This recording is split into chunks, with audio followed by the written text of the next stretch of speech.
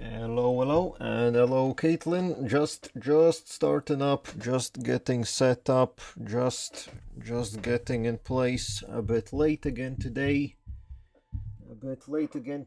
Since my oven is driving me up the wall. That's the usual story. Someone like Walther will be able to tell you that that's quite a one of my main reasons for being late most of the time, or getting caught up somewhere. But, well, now we're back on a fresh Monday. The sadness that every Monday brings. But alas, it's not a sad day because it's a Jadari day. And every Jadari day is a good one. What do you say? Install the Twitch app so now you get notifications. Damn, now I can feel special. Someone is getting notifications because of me. Now that's interesting to think about.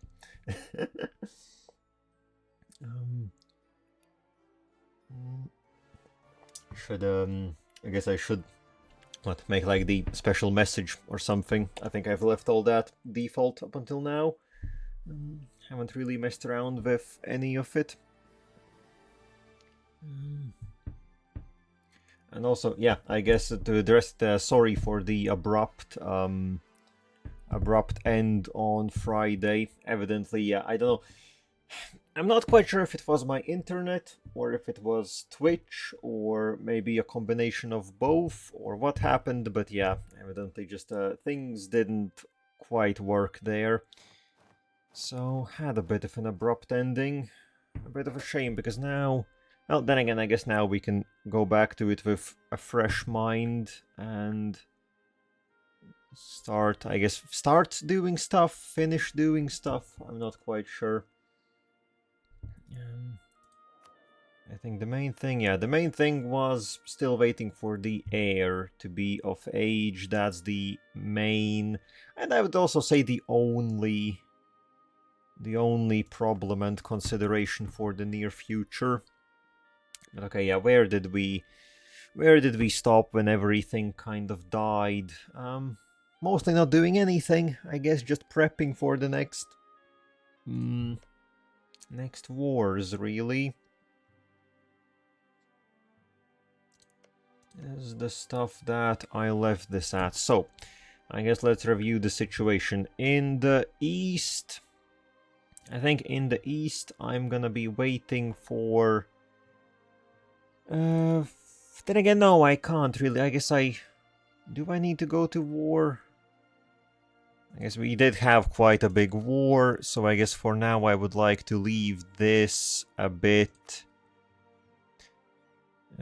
to rest. Then again, would be good to gobble up some of these smaller places.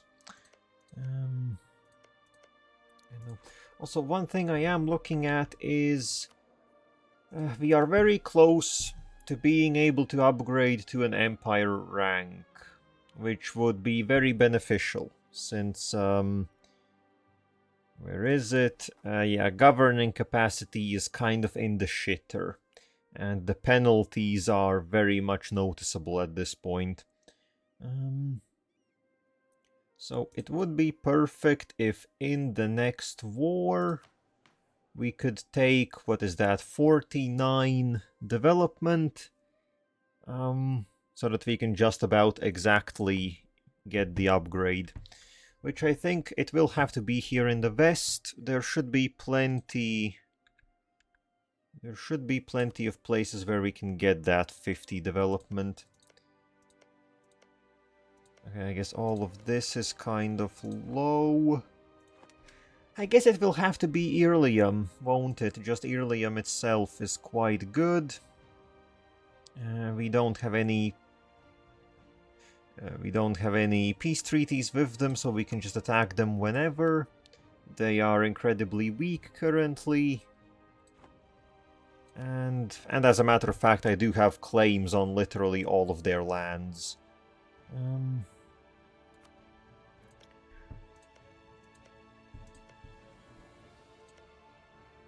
Oh, or Brzant and Shesh would also be a good target, but I guess they are burning to the ground. Well, they would be a good target because I do... I will have to take them in several wars, but I guess the same applies to Irlium, doesn't it? Yeah, they're also just a bit too big to take in one fight. So... I think from Irlium I can take everything except for Lower Brassan. Oh, and also they do have their unique holy orders, don't they? Yeah, it's all just positives. Manpower and local defensiveness, that's quite a good one. That's quite a goddamn good order. Our Jadari ones, meanwhile, are a bit, well, not ideal. Then again, well, yeah, the Lightbringers I will have to spam out at some point. But currently, not too much of a concern. So, I guess that's everything considered. Actually, the Irliami army is over there currently. So Varamhar is dead, aren't they? They have just 1,000. And now they have some men somewhere, God knows where. Sure, so we can go in on Irlium, and I guess I will take just about everything north of Lower Brassan. How much development will this be? Oh, this is already quite good. That's 23, 27, 33, and then here we have... Yeah, these provinces alone are good enough. Medurubar is 20, Anzabad almost 20. Okay, so this will get us above Empire, and that should make things easier. I guess just waiting for some troops. Also, how many... I guess I don't need both armies here. One army should be just good enough. Also, I don't think we need Jadar on the front line. We can honestly, yeah, pick up the Siege General. And that should be good. So, because the Irliamis only have, what, 10,000 troops? Yeah, shouldn't be much of an issue. Plus, they have a bad general. Yeah, just not a good general at all. Okay. I guess.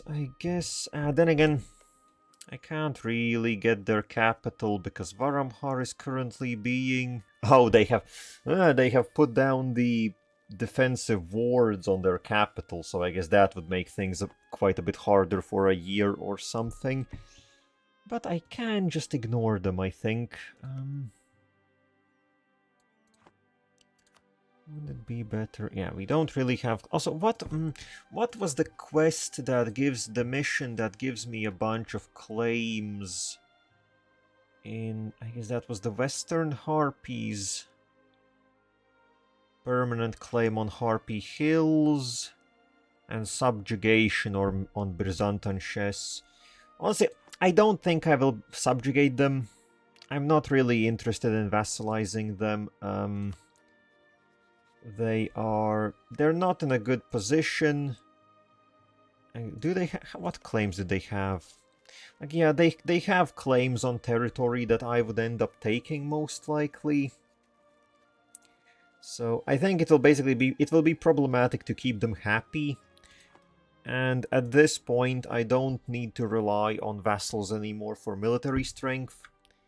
I think I will just wipe them out manually, as is. Also, what was the Harpy Hills? Okay, that is most of their land. And then that is Bahar. Harpy Hills. What was... Byzantish One of the following must be true. Okay, so either I subjugate them or I make sure that they don't exist anymore, and then that gives a claim on Bahar. I guess what that means, I will have to take some provinces without permanent claims, but I can just do spy network stuff and get claims myself, so that's not that much of a difference. Yeah, sure, so we'll have to do some manual stuff. But for now, Irlium it is. Get over here. What do I pick as? Just one of these, honestly. Kumarkand, sure. Do-do-do. Do-do-do. Let's get in there. This should be not much of a problem. Split off some.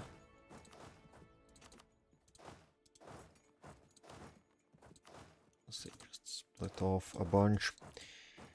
Yeah, plus currently they are busy. Influenza. Why the influenza? Quarantine the province, sure.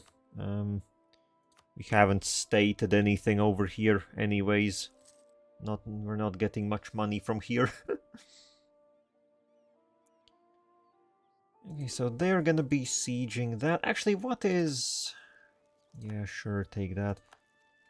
What is actually there? Who is attacking who in this shitfest? Wait, Waramhar is attacking Irlium.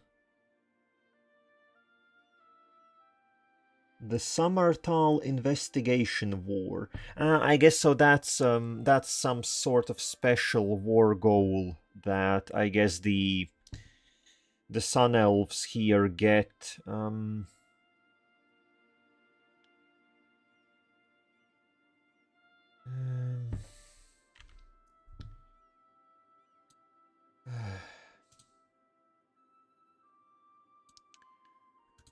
I guess it's something. So I guess, yeah, we did have the Samartal incident. What was it now? 5 years ago, or I guess a bit of time ago.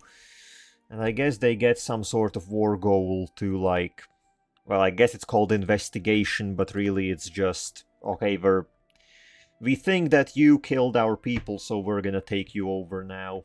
GG. Okay, so what now? I don't really want to sit on that fortress while it is warded. That would be no good. Oh, plus they have a defensive advisor. Yep, that's quite something. Now, question is, can I get... No, I don't have access in Elisna. Elisna hates us. I don't think they will give us access.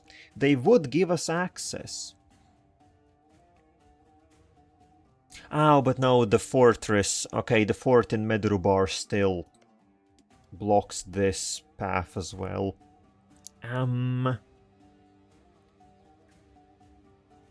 Okay, sure. Well, we can see.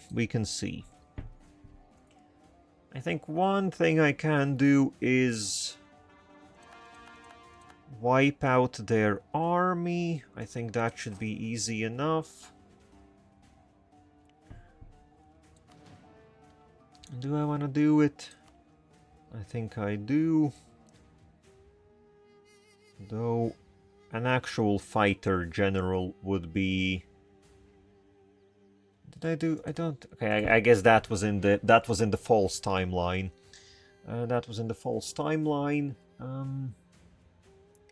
Let's recruit... Yeah, let's recruit a new Legion captain. And I want a shock guy. So, anything good? What are you? What? +1, 4 shock, really, and then 5 maneuver. What are you meant to be? Okay, Calendel, get over here. You're better. You are better if nothing else. Oh, I do not have military access. The frick do I do now? I guess we can capture one province. Well, I guess I can just...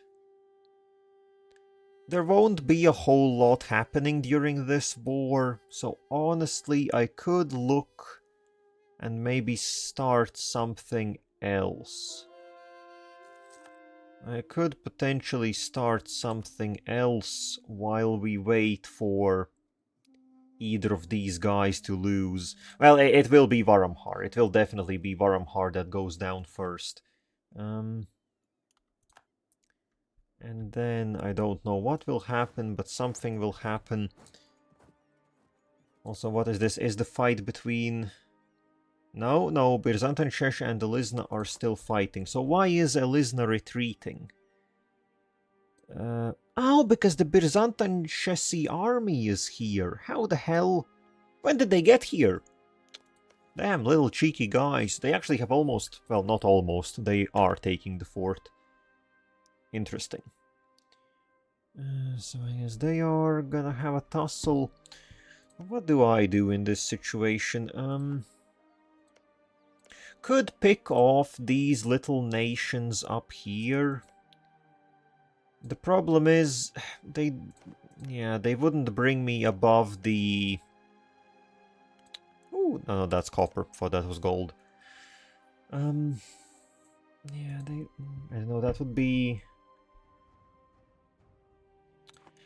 Yeah, well, sometimes, I think sometimes the bots get spicy. That's when they leave 2 messages or something. But I don't know. There's a few different kinds of them. At this point, I'm quite adept at sniffing them out. Oh, would you look at that? Oh, they captured the Varamhari capital. Oh, and they did a peace. So what did that do? Did they do actually anything? Okay, no, literally just a white peace. Okay, sure. Sure. Was there anything interesting that bot said? No, just the... Well, I guess not the usual stuff. It was, what, a something send me a message on Discord. Yeah, right. I don't know.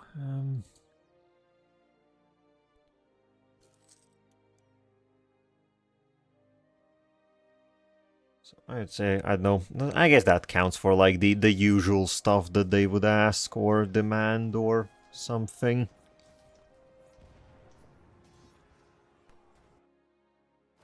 Okay, there goes their entire army. Very cool. I guess give me back my siege general. I know, I like, as far as the bots go, I usually, at least I think the correct way to deal with it is to not acknowledge them at all.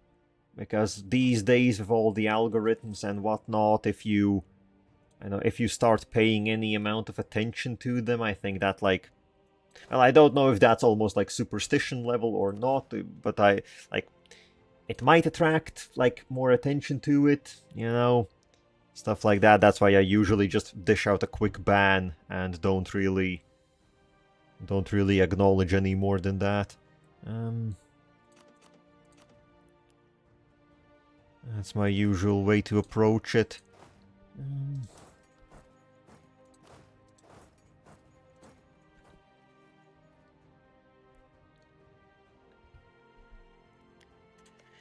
Oh god, would you look at that? The Byzanteshi actually managed to take the fort just about in time. Which now, and yeah, now they have marched on to the next one. Well, good luck with that, boys. I think you're gonna need it.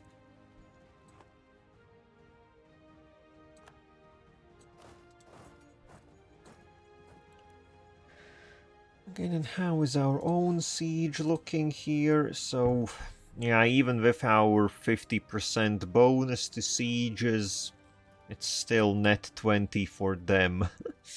Yeah. The defensive magic, well, magic as a whole, is quite good. Who'da thunk? Who'da thunk?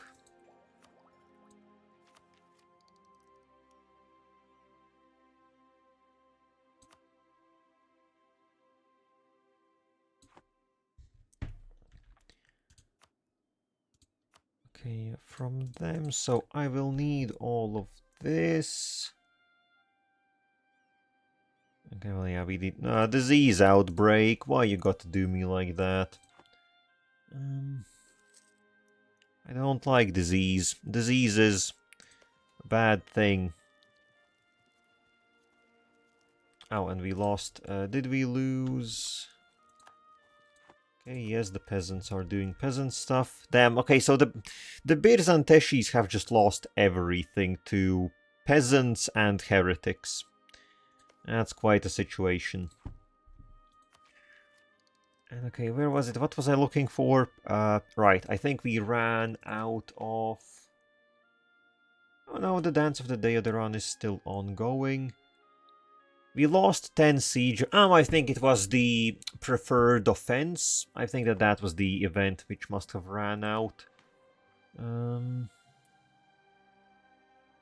think that must have... Yeah, okay, yeah, that one ran out, so we lost 10 siege ability. Would have been nice to have it just right about now. That's okay, I forgot. Also, I forgot you can see it here. Air is a powerful mage.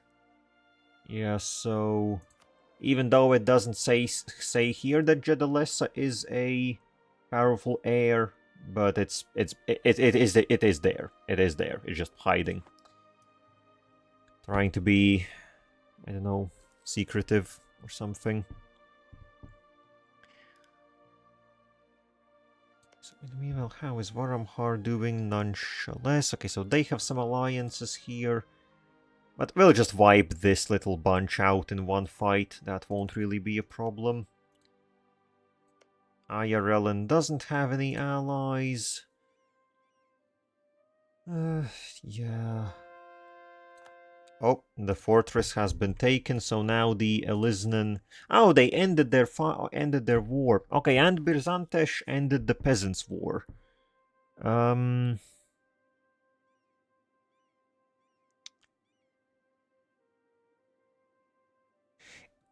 So I guess they won, which seems a bit weird considering that the peasants had literally occupied all of their territory.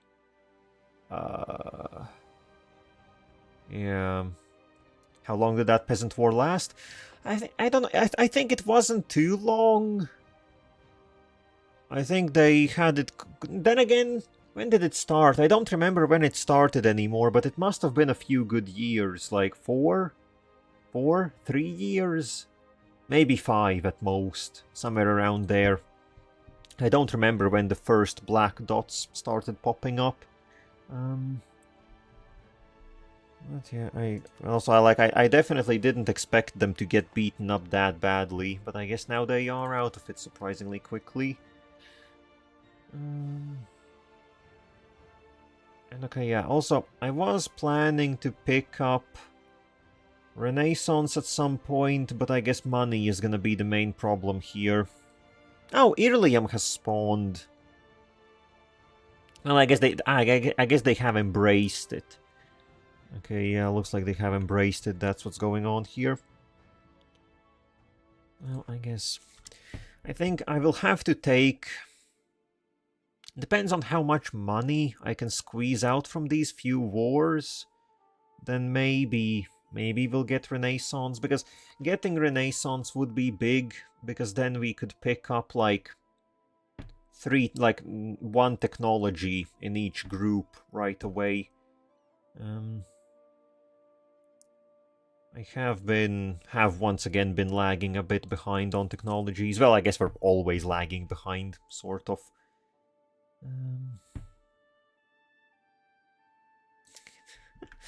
Okay, they just dealt with the peasants, and now everything is getting occupied by particularists.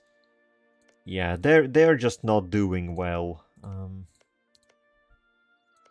Well, okay, maybe not everything, but well, they do have some particularists. I feel like the way technology and institutions work should be swapped around. Swapped around? I guess I've never considered it, really. I think I've always found, I know, I don't think I've ever had any issues with, like, the, with the way that technology, I guess, works in EU4. Also, what was this? Center of Reformation disappears. Suhan's Praxis Center. I think I got rid of... yeah, these. Yeah, the praxises and whatnot. Well, sorry, Rahanis, but that's what it is. Makes more sense for technology to spread over land. I guess it's... Well, I guess, yeah, basically, I get the idea that technology spread would be more natural that way, but... I don't know, because on one hand... Like, historically, I guess there have been... I don't know, how would I put that? Because let's say historically, places like Europe and China, right? Very far apart, didn't really have contact, but made many discoveries on their own in two very different places. So, like, I don't know, how would that work? Because, like, do technologies originate just from one place? Or can they spawn in multiple places? I guess I feel like a problem would be the fact that there are a lot of technologies. Meanwhile, there are only relatively few institutions. And the institutions can be a bit random where they spawn. They tend to gravitate to one place, but if you're a player, you can sort of influence it. There'd be conditions to cause it to spawn in a given province. I guess, yeah, I guess the way that institutions already do, right? Like all the check marks and everything, and if you fulfill it, then you go on the RNG board if you spawn the institution or not. And I think maybe having played as much as I do, I just have a feeling, wouldn't that cause... like, would that be good gameplay-wise? Like, okay, yeah, like logically, and I guess historically and whatnot, it makes sense. It would check out. But gameplay-wise, technology is a very big thing, right? Institutions you can sort of do without for quite a while.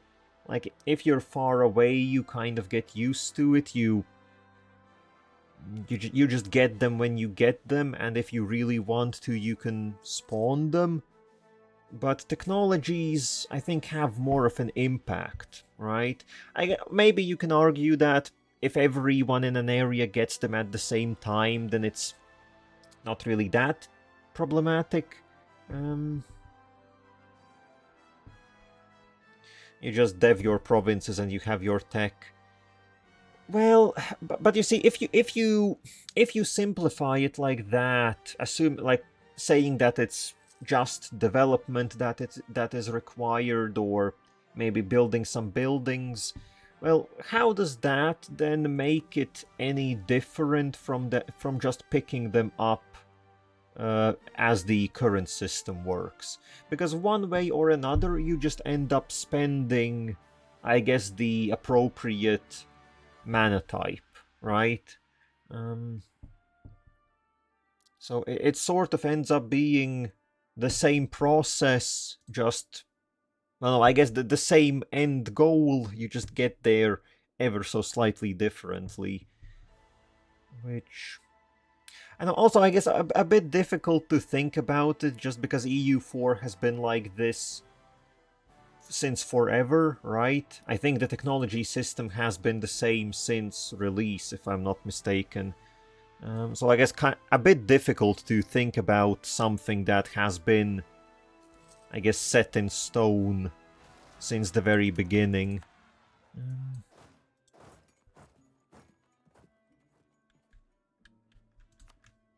Give different technologies different criteria. Oh yeah, I guess it's an interesting idea to think about, but oh yeah, I guess I've never thought about it. Never seemed like a big problem. Hence also, I guess, a bit like not that sure how I would do it personally, since I feel like I'm just content with it being how it is. Oh, there we go. That was a quick one. Nice job. Actually, do we have any separatists that might cause problems? Not that much. Might have to help out our vassal a bit.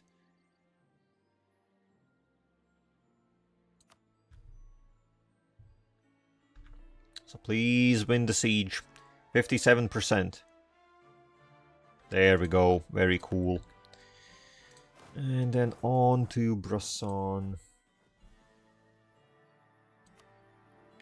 So let's see, can we pick up... okay, they definitely want more for this.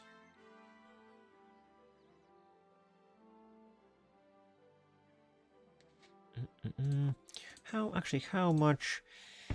do I leave Upper Brassan? I guess I could leave Upper Brassan and then take money instead. I think I will do it that way.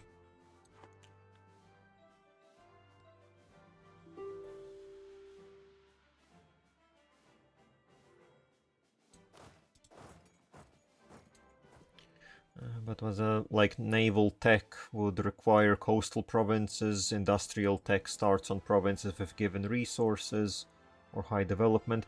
Well, yeah, I guess I guess that part isn't so complicated to figure out. I guess you just like take the institutions as an example.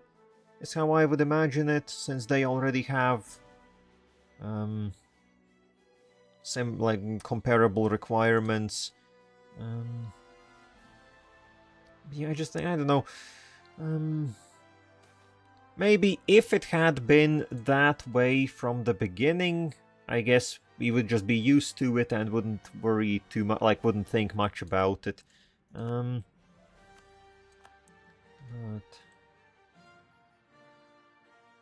I just think it makes more sense for institutional reform to cost admin power directly. Yeah, I guess how have I always looked at the... Well, I guess the way that I would put it is this is just one of those places where we have to remove ourselves a bit from the...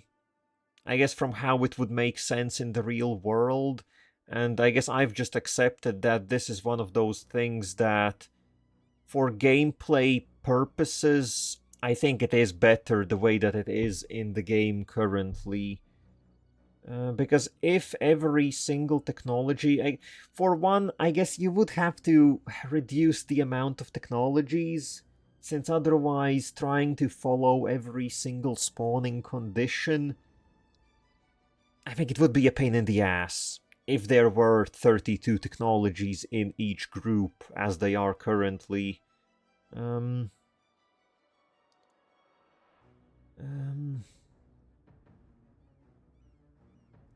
what do we do here? Merchants versus... Sure, the adventurers can take a penalty.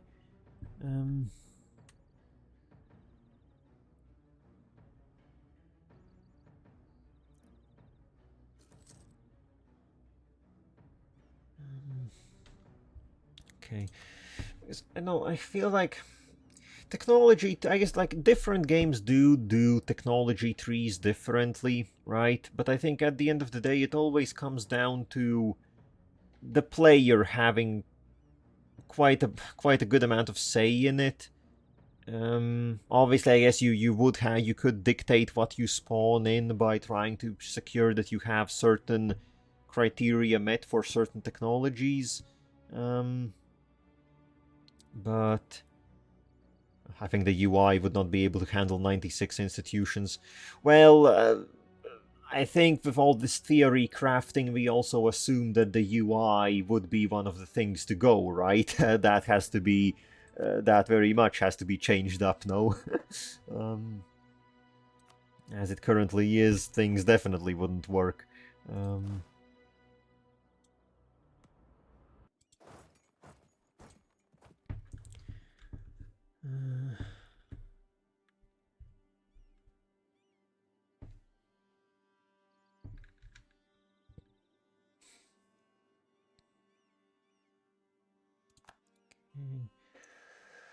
Let's see, how would it be? Oh, the horse races! Once again, they are upon us. And we are in need of money. Getting money would be good, but, well, the first time all we did was lose money. So this time...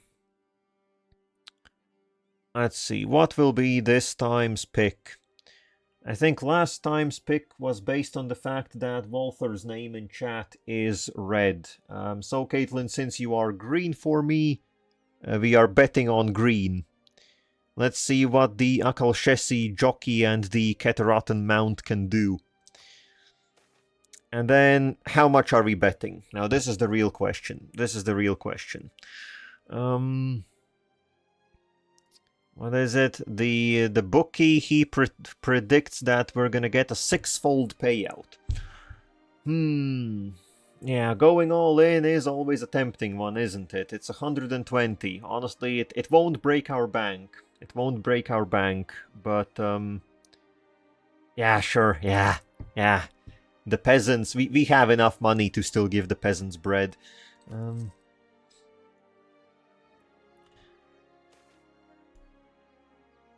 Oh, big money, big bucks. Caitlin, you're the one. You're the gambling one. You know when to gamble. This is this is something. So, the referee whistles and the racers are off. At the start of the race, no jockey can go much further than any other, but Purple seems to have a slight lead. In this kind of race, the jockeys really get the occasion to show their skills by gaining slight advantages, clawing out meters like a Kalibi haggles for coins, and orange and white seem to be the best at this, while Purple's previous lead seems to have just been a fluke. Nearing the end of the race, most jockeys are still quite close to each other. Oh, it's a tight one, when suddenly Orange breaks off from the pack and recklessly charges forward. Oh, we know that doesn't end well. The rest of the racers see this and hurry their horses forward in a desperate attempt at victory. Although Orange tries to use his sudden acceleration to win the race, Green does manage to steal the victory from him. Hell yeah, that's our boy. Slippery as the desert fish himself. Close behind, White arrives at the same time as Blue. Further behind arrives, and in last place, Purple. Okay, goddamn, so Purple pulled ahead, and then actually ended up finishing last. Now that would be disappointing. Well, we aren't disappointed. We got 720 bucks. That literally doubles our treasury. And you know what that does? That pays for... that pays for Renaissance. we will have the Renaissance from our gambling money. Yep. Don't you just love to see it? Yeah, 99% of gamblers quit before they hit it big, Chingcha. Yeah, I'll trust the little gremlin to know what gambling is best. Okay, so I guess while we haven't taken in any additional provinces that we would have to pay for, we can embrace it right now. So that will leave us with what, 500 in the bank. Yeah, 500 in the bank is gonna be good enough. We're also just about to take money from Irlium. So let's click that funny button. Okay, and military is maxed out. Time to pick up some techs. Mostly I just wanted to avoid a imbalance. Don't want to get more corruption than we already have. And also, that military tech is a big one. That just gave us a 2/3 increase in cavalry shock damage. And that's big. That's all we do.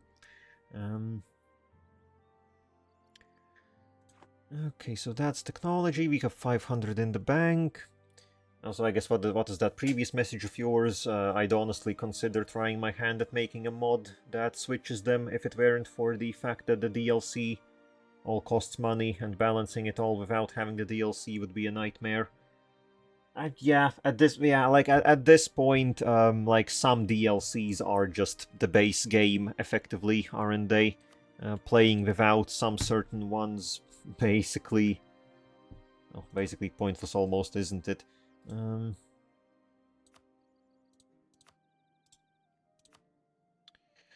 No, actually, since we got the gambling money, do I actually want to take any money from Irlium?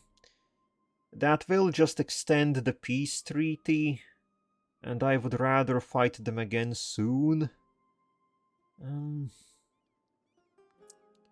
But then again, we could squeeze out like... Oh, it's going up to 380. Interesting. Well, I sure do want that money. We're squeezing them. We're gonna go for the big squeeze. Now, Elisna is no longer a rival. Byzantinshesh is no longer a rival. I guess advancing in technology so quickly jumped us up in power quite significantly as well.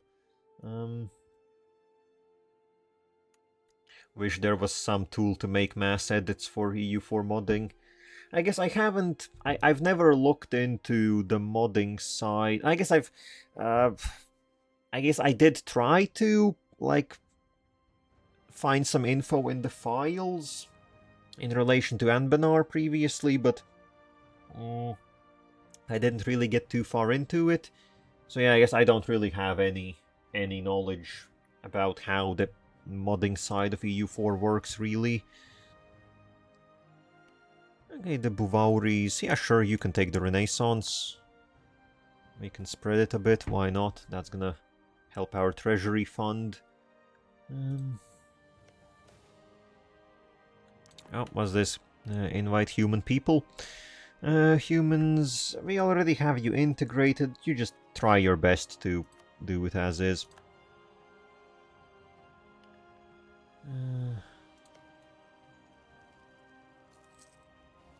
Urban Order of Exemplars, Power Projection, yeah, they have their advisor. Oh, what's this? Kalshesi, where are you? Oh, in one province. Okay, we can intercept them if something happens. No, our agent. Not my agent.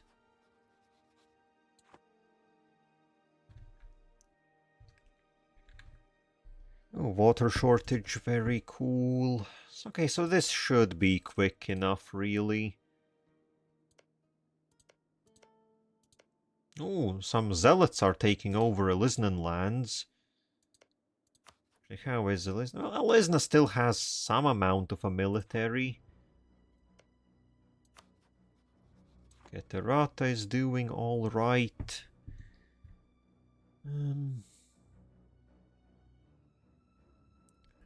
Well, stuff sure is happening.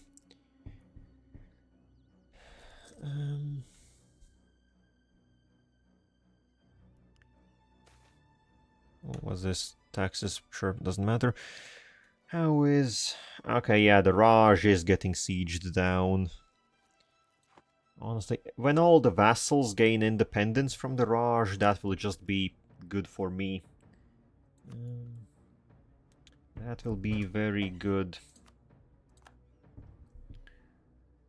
Okay, also let's do some of these cheaper missionary missions. A lot of M's.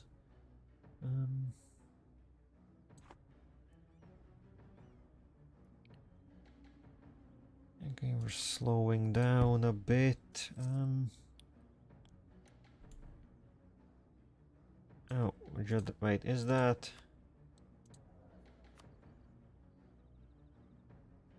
what is... she still is a powerful... Yeah, still is a powerful mage. Okay, so she is of age, so Jadd is of age. I don't remember how this in the end works out, because, okay, so the first trait got randomized, but if I'm not mistaken, will this get replaced? I don't remember if she gets the powerful mage trait added on when she becomes the ruler, or how exactly it worked out. But, well, I guess either way, loose lips isn't... It's by far not the worst negative trait to get. Would be nice to get something good, though, considering that she will be our ruler for the entire game. Yeah. But the fact that she is of age means we can... I guess we don't have to worry about Jadar dying anymore. Since the succession is secured.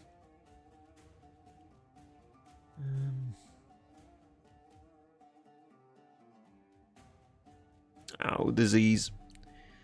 Disease. This disease. Why? I don't like diseases. They're problematic. The issue is always that there's so many long-term projects that I could commit to that I can never stick to one. Just don't have the discipline in me. Yeah, I guess I'm not the best. I'm not the best with big projects either. It really, I guess really a lot depends on self-motivation. Okay, and that's 2 disease outbreaks in a row. Like it requires some motivation to stay here and keep sieging them. Also, we got an... okay, they're on the fortress, that's all good. But yeah, I don't know. I think, are there any... There definitely is quite a number of big, like, relatively big projects that I've also tried to do over the years, and... yeah, haven't really stuck to anything. I would say, if anything, streaming is the one thing that I sort of have stuck with and haven't just randomly dropped, which I'm sort of happy with. Though there definitely have been times when I have been thinking, why the hell even do all of it and anything and so on. But, well... Oh, Elisna and Keterat are fighting. Sure. There we go. Perfect. So now, what do I need? All the money? Oh, I can't even take all the money. So that would be until 1509. This is 1507 in the middle. So that's 1.5 years. Yeah, sure, give me the money. Give me the money. They do not... It would be nice to at least see what treaties are these. Guaranteeing. Well, I don't think they will help, and even if they do, it should be easy enough to beat them. So give me these lands. Very cool. And get the army back. And this now allows for the upgrade to a empire. Very cool. Yeah, cultural union of elven culture. So yeah, that's very nice. All the, I guess, the sun elves we automatically got accepted and everything else. And what does that mean for our capacity? Okay, so yeah, that's 200 extra governing capacity. And actually, that's just about barely enough to fit everything that we currently have.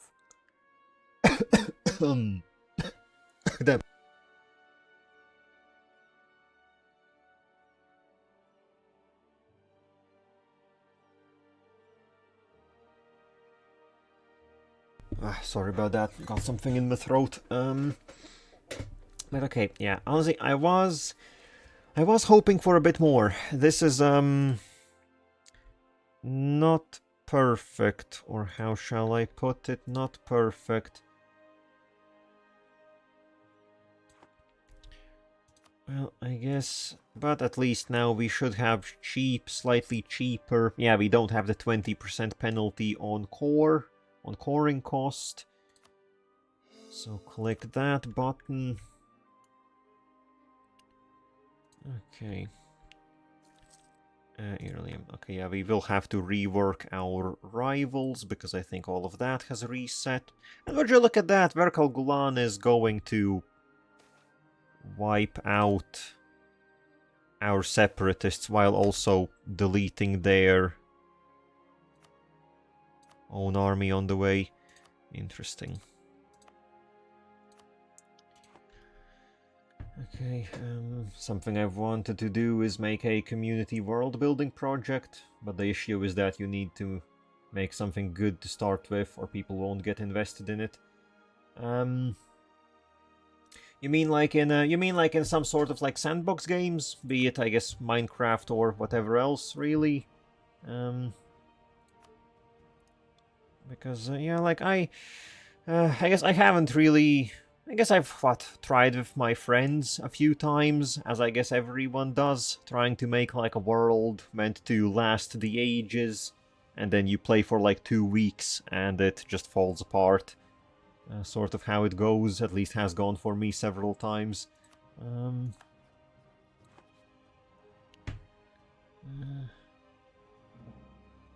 And I guess, yeah, like those projects are always complicated, aren't they? Because you need to, yeah, like making sure that people actually stick around is always much harder than I guess it would seem.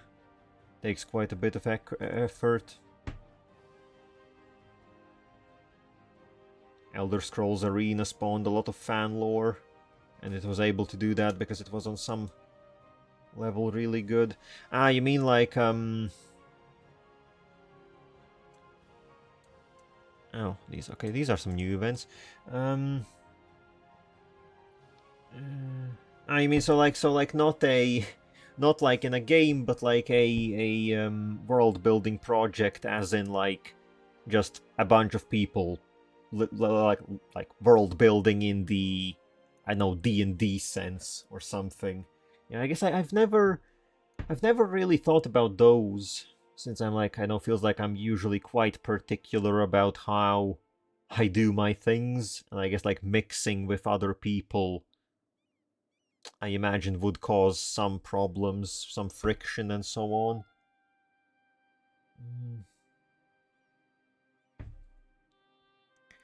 And okay, what are these are, I think, new events that I haven't seen previously. So what are both of these are just spawning new countries in Alien Tier. I guess, yeah, it's almost 1500, so this is about the time when adventurers and who not else start spawning over in Alien Tier. I guess might as well give them a read. So we are spawning, what, one nation of harpies and one nation of, I guess, just humans. I guess these are humans. So first off, the harpies.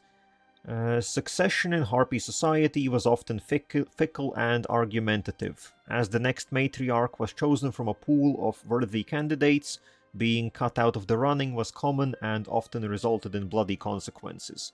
Such an occasion had occurred as Princess Ashuria Ayarakin, once favored heir of the matriarch, was barred from the succession entirely. Enraged at having her birthright stolen, Ashuria and her allies attempted a coup against Quethumi, I guess the current queen. The coup was a catastrophic failure, with many of her allies falling in battle, fleeing into exile, or having outright betrayed her during the chaos. She was barely able to escape alongside some of her closest remaining confidants. They fled to Akadbar, dubbing themselves the Daughters of the Hills, and brought what meager supplies they and their husbands could carry out onto purchased vessels. While the matriarch would normally seek out such dissidents and snip those loose ends, word has reached the roosts that their ships sail to Alientir, the lost continent of the elves.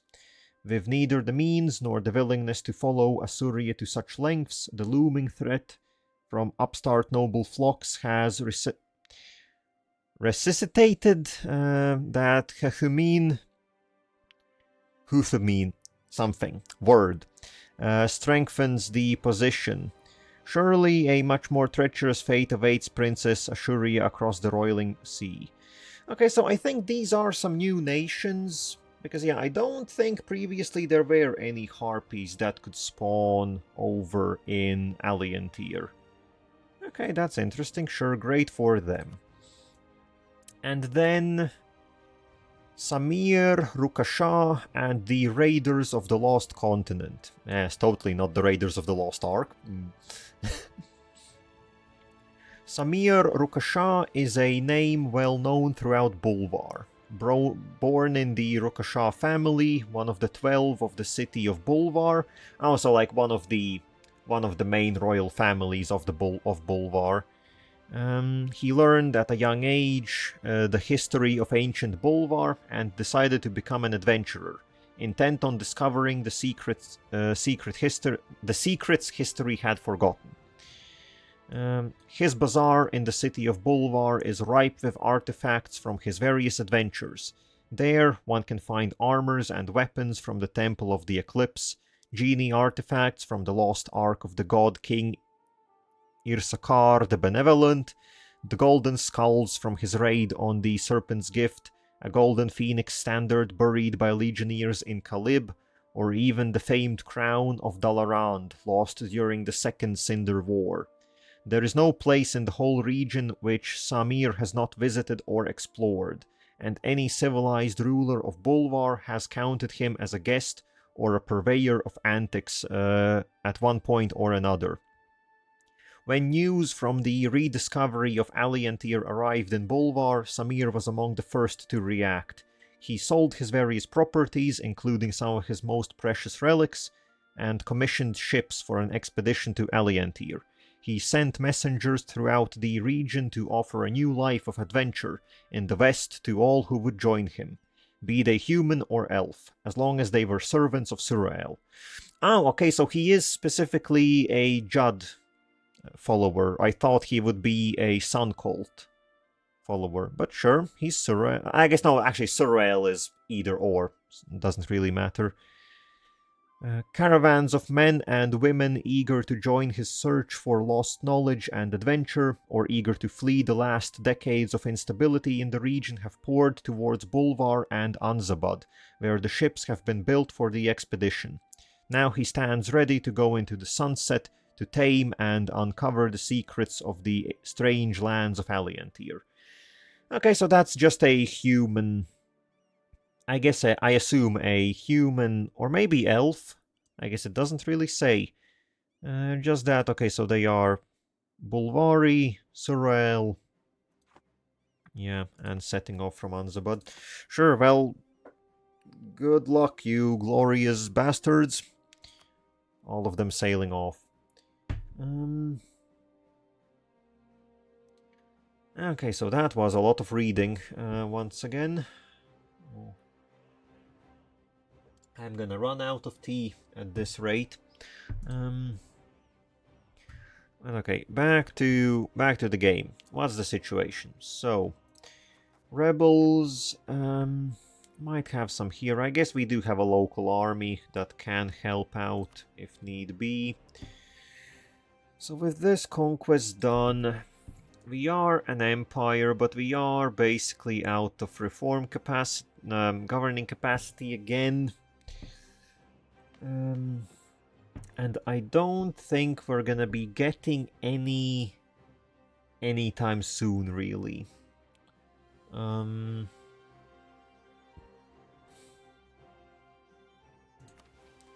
What I need is to form the empire. I really need the Jadd Empire. But that still requires 2 cities over in Rachen, so... yeah, like 2 capitals. Well, oh, actually this war has ended. So... obviously the vassals won, and they now are independent. I guess one of them is allied with Denijassar, but that shouldn't mean too much. Sure. I guess some alliances have popped up, but they're nowhere big enough to really mean much. I guess what is my current... what's the current situation here?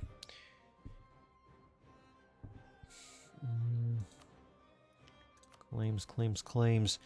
Yeah, I think we need to take this area, and then that will give me claims further down the river on the next city. That does mean we could go for Shenral and Amtujasat as well, actually, as a matter of fact. Also, I might just take one province over what we have claims for. Okay, so I theoretically could just cut in here and get right next door here. Who are you allied with? Wait, are these 2 different? Oh, no, here we go. Okay, so these 2 are allied, sure. And if I were to fight you, you still have them. I guess we could go for them. We will need to do that anyways. So... yeah, at this point it's all just down to the question what would be a more efficient way to go about it. Where do we have it? Here in the bottom. Along the Denbasana. Because theoretically we don't need these guys. North and south. I really would just need to cut through the middle. Yeah, and then that will give claims on everything else. How long do I still have the peace treaty here? Jadari until 1501. Yeah, that is an entire... what? 7 years still. That is still 7 years. That's quite a while. Then again, I could allow things to cool down a bit in the east. Honestly, I don't need to rush it that much. What other things could be done?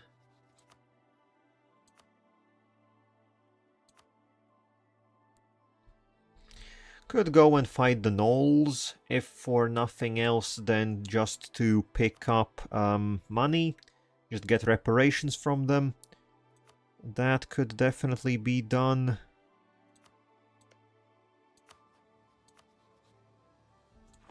I could fight some wars just for money. But realistically, that's a bit of a waste of time. I guess I have to just keep doing missions here in the west. Because now with this war over, what's the next target? Let's see. I guess the Western Harpies, I have to do this and pick up more claims. So these 2 provinces plus this corner. Honestly, shouldn't be problematic. They're quite... these aren't high development lands, so hopefully the impact on our governing capacity wouldn't be too big.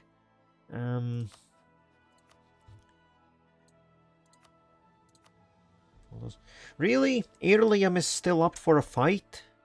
I would have been pretty sure that they wouldn't want any part of this anymore. Also, how the heck... wait, how is Varamhar a monstrous nation now?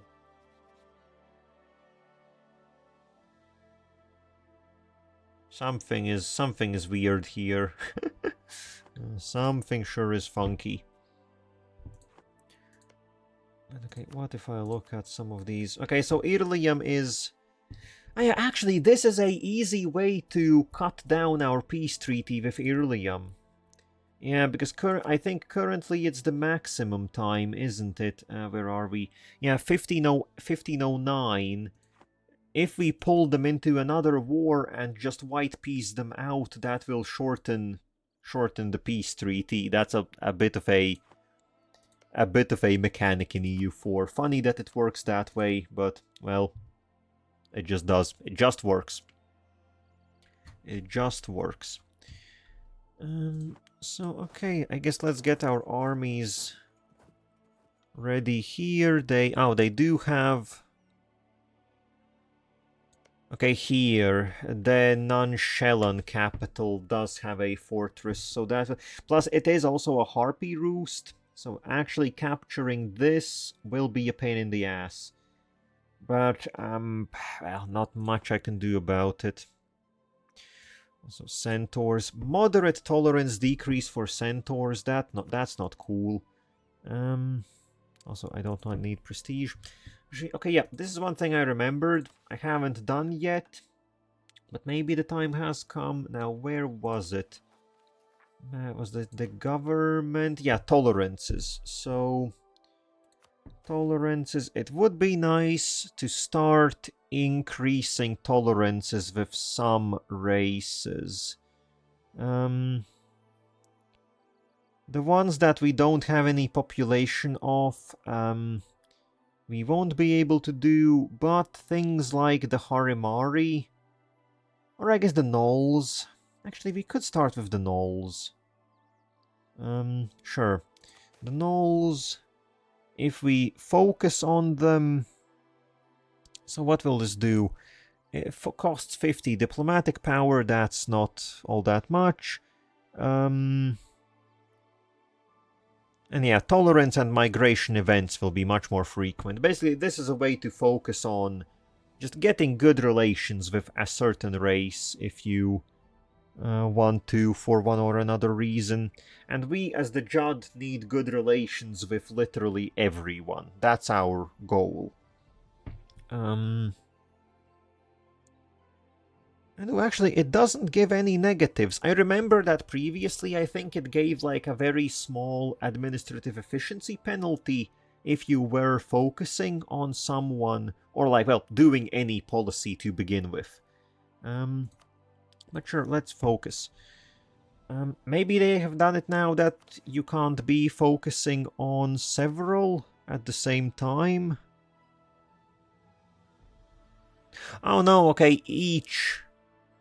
Okay, so you can do multiples at once, but it does require a diplomat. So I guess you get one for free, basically, and then the other ones take up diplomat slots. Which I'm just fine doing one for now.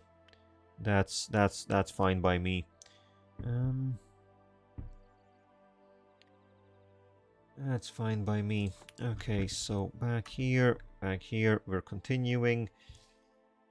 Okay,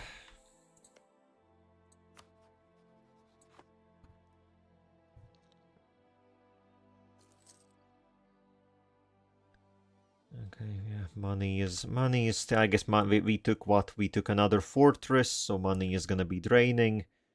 But oh well, what can you do? Money is draining. That's just the life of it. Okay, time to get in here. Actually, any trade goods? Copper. I guess some metals. Incenses. A lot of iron over here. Actually, these are 2 iron provinces. Well, I guess actually, now that I think about it, how is the trade window looking? We have 68% trade power in Bolvar, so that's already quite substantial. We have 100% in Sarayend. Okay. Middle Dwarvar. I think we could... It might be the time to move...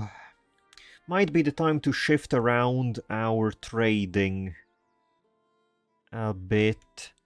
I guess, okay, we do have 2 merchants.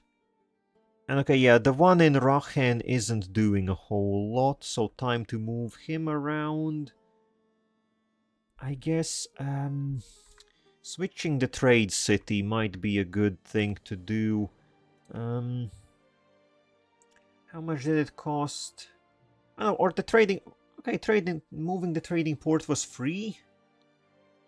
I guess. Oh, sure, let's move it to... Oh, no, well, no, it's not free. 200... 200 Diplo... that's a bit much. That is a bit much. I would like to... Plus, also, I think it's extra expensive because this is a territory. I think if it were a state, that would be cheaper. But okay, what can we do? So, currently, the main trading port is in Eastern Salahad. I guess we can just collect... I guess we can just collect in Bulvar. Or honestly, we could collect in Sarjend. We could just collect in Sarjend since we do get... Gulf of Rachen, we don't need you there. Since we do have 100% power here... Let's see, is that gonna... I guess by how... That could be a big change. That could be a big monetary change. In the positive, hopefully. Honestly, I don't really see it having a negative impact on us. Oh, that's... Yeah, okay, that's 10 extra ducats. I should have done that. I should have done that decades ago. This is what happens when you forget about the trade system and don't pay attention to it for some while. Yeah, that's literally a change in 10 ducats.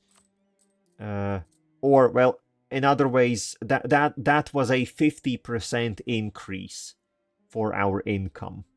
Yeah, just a little bit, just a tad bit. Okay, and what do we get here? The Salahad caravan routes. I guess because we now have so much trade power here. We get an event which is after the fall of Jaher's empire, the Golden Highway that spanned from Bulvar to Hales in the far east rotted away.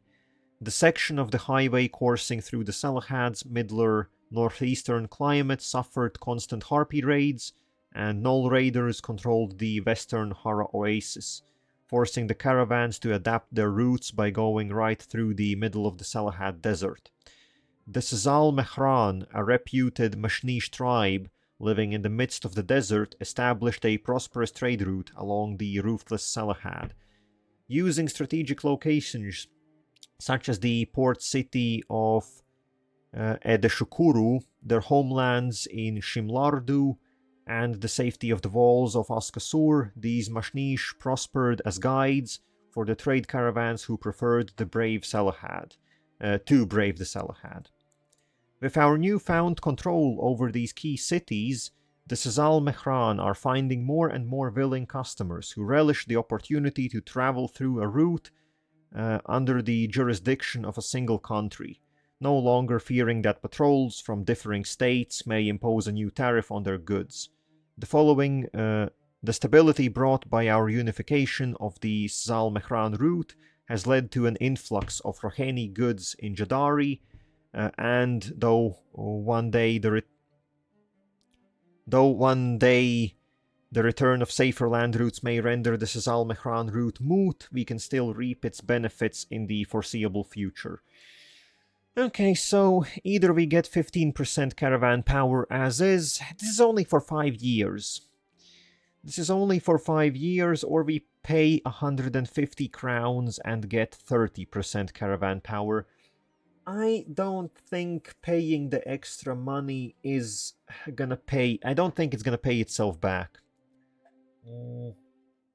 Let's just take the 15% as is, and I think that should be fine for... yeah, for like 5 years. Also, much more reading today than I anticipated.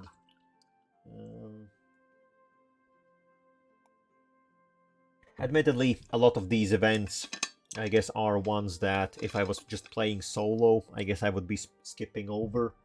Just read the outcomes. Just read the outcomes and push whichever button is, well, better on paper. Okay, back to something simpler, back to some warfare. Okay, call them in. Irliam will join, but that doesn't matter.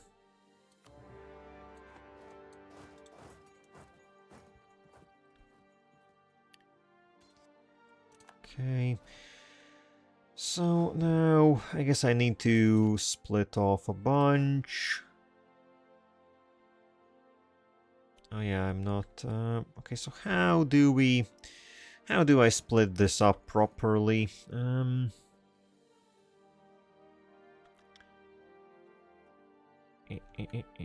I guess we'll send down... How many troops? Not quite half. Let's take like 11 cavalry, give you a leader. See, sure, Jadar. Send them down. Hello, Hardy. Just win and eat them all. At this point, I'm scared about your eating obsession. I'm gonna say, Hardy, that's not normal. That's not normal. Also, we're not those types of people. There are people in Anbennar that are eating each other. Well, there are the ogres that literally eat everything, I think. Everything and more. But we ain't them. Sorry to disappoint. We ain't them.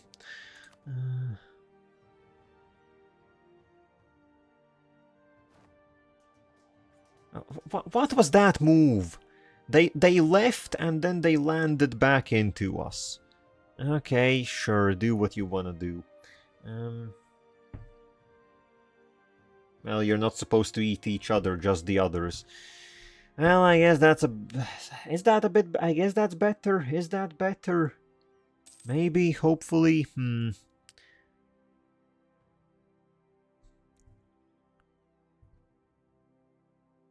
you know, still, we're not eating each other, we're not eating others, we're eating, I don't know, soup.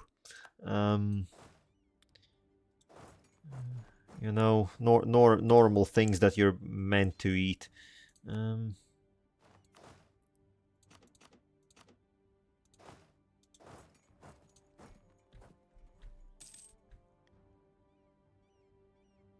I'm seeing the green plus on the treasury is something else. I've already forgotten how that used to look. Just used to being in the negative. I believe this is because we are looting cities, but, well, one way or another, money is money.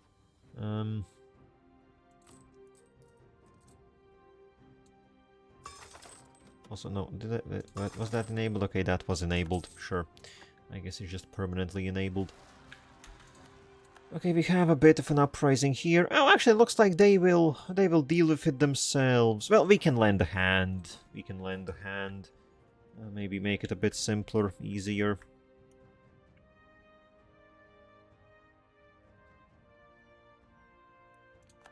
Oh, would you look at that? The dwarves are going to siege Brasan.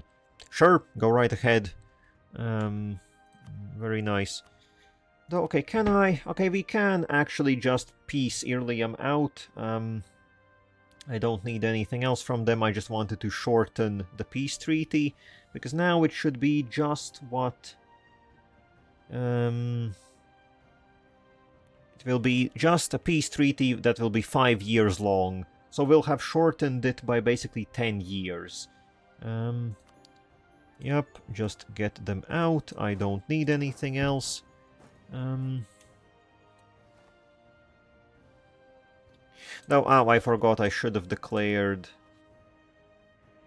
Okay, yeah, this is gonna be a bit stupid. I should have declared this war as well. They will... Also, it's surprising that they still are willing to join these wars. They literally stand no chance.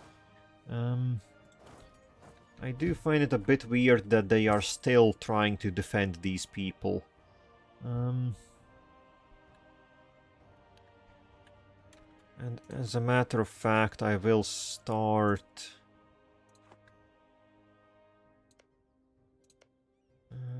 Oh, and IRLN is now guaranteed by Byzantinsches. Oh, well, but they're... they're bankrupt!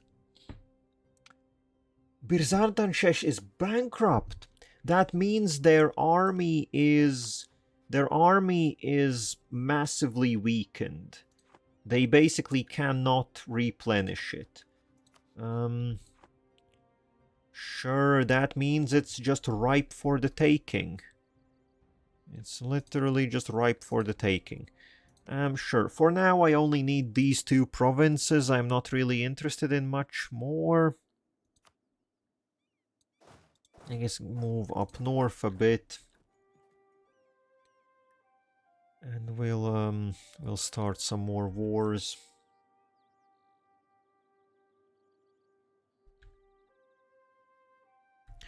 Plus this will give us control of some more trade areas. Well, I guess the trading power actually here isn't that big, but this is a center of trade. Not a center of trade, a trade node. So that means something just in and of itself. Yeah, how long? Military. Okay, actually, even with the Harpy Roost, it is only plus 20. And no, not the worst of it. Poor vintage. Tastes like piss. How do I know what piss tastes like? Oh, don't ask me. Just accept it. Accept the fact that I do know. Actually, I don't. And that's a good thing. Okay, so let's start this. I want these 2 provinces. Do they have any military? They have 6,000. Oh, what's this? Another uprising. I guess we can help out as well. On one hand, I think my vassals should be able to deal with any uprisings that they get, but we have the manpower to spare, and I don't want them to be suffering too many unnecessary losses. I guess they are useful in actual wars. So it would be pretty cool if they stay in good shape.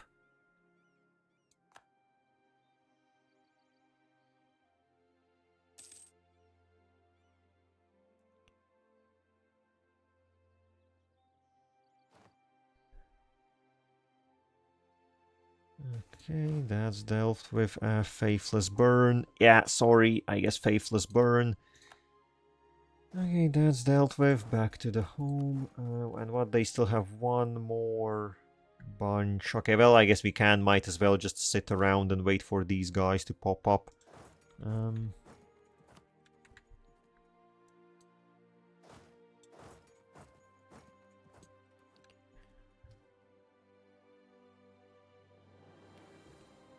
And in order to get these 2 provinces, I guess we will have to... Oh, but okay, they don't have... Their capital is just their capital. It's unprotected otherwise. So that's quite good. And these are actually some other... Why are you making me deal with your separatists? Come on. Help out at least. These are your enemies, not mine. Okay, actually, the losses were basically non-existent, so I guess it doesn't matter. Doesn't really matter a whole lot.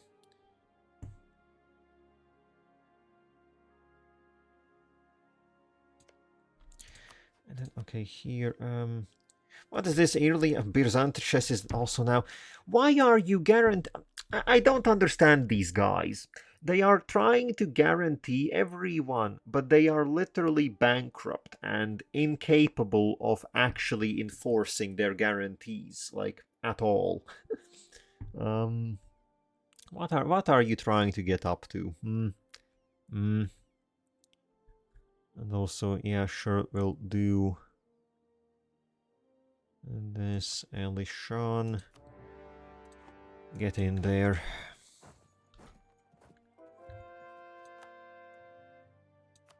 Can I just piece Irlium out? No. Well, not like Irlium will do much or anything at all. Maybe our vassals will even go there and siege stuff. That would be just about perfect.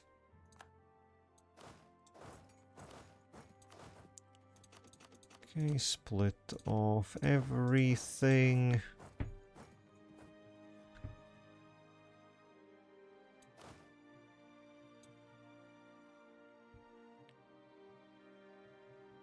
Oh, okay, they're passing through. Okay, sure, yeah, go deal with IRLN while I'm doing the rest. That's also fine. That is also fine. Oh no, they're actually walking around to beat the army. Yeah. Yeah, that's nice. Honestly, throughout all of this early game, the vassals have been much more useful than I originally anticipated that they would be.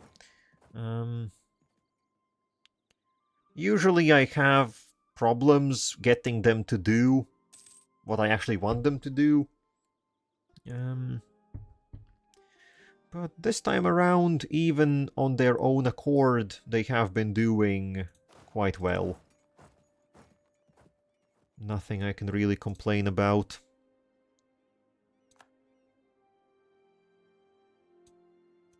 Okay, there we go. That's one garrison done. Oh, another Festival of Sorel. I guess we do have... yeah, so I guess if you are on full stability, instead of giving stability, it gives 50 administrative power. Which, but it does cost 200 crowns. And while we do have 700 in the bank, our money situation still isn't stable. So I will just pay... I will pay a little bit. We'll get a little bit of prestige. We are already full on legitimacy. Yeah, just organize our share. Okay, these guys... I guess you can go there and start sieging the Ayarelani capital.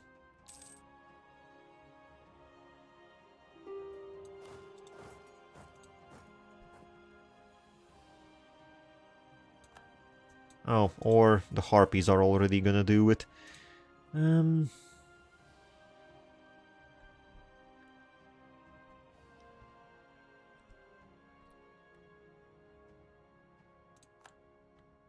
Okay, so actually so these guys I can both just take entirely.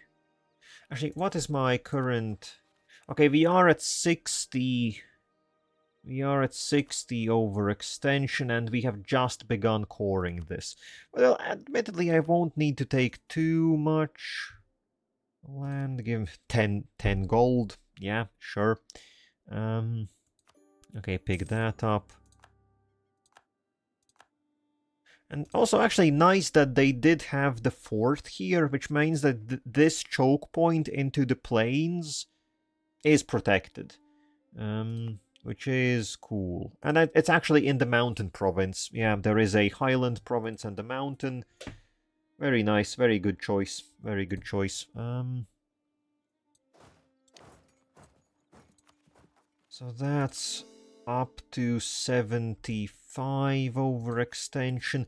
I hope I will have space to pick up all of these provinces. It might be tight. It might be very tight. We'll have to see. Also, you. Okay, you're not willing. I need to take their capital. I need to take their capital, otherwise they're not gonna agree to any sort of peace offers.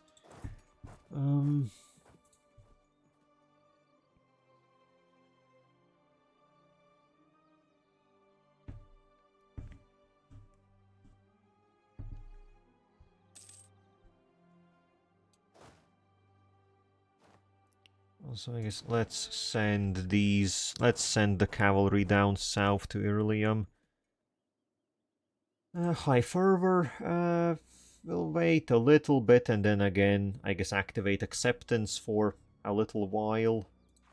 Nice to have it running as like a secondary buff. Sure, take some general.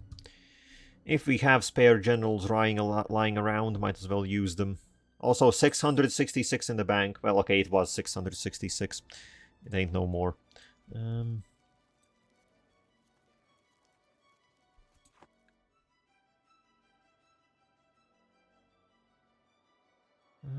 Okay. That will slowly get there.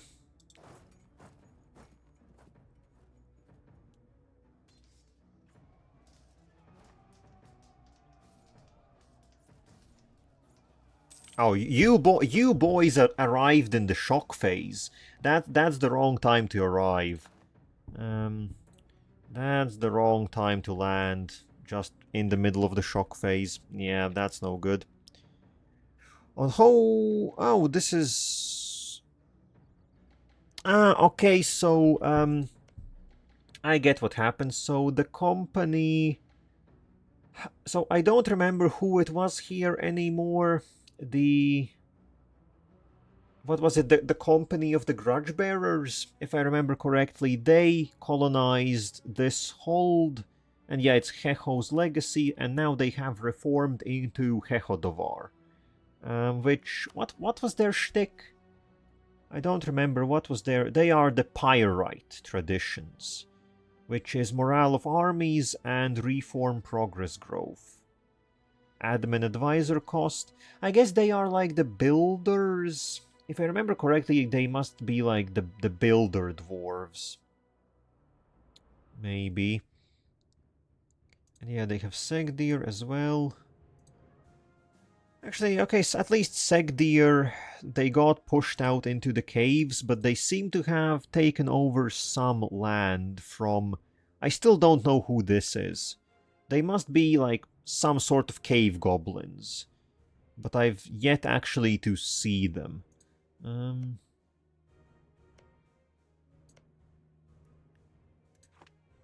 Okay, well, some changes in the neighborhood, you know, gotta keep paying attention. Can't just ignore what's happening. Gotta stay in the know.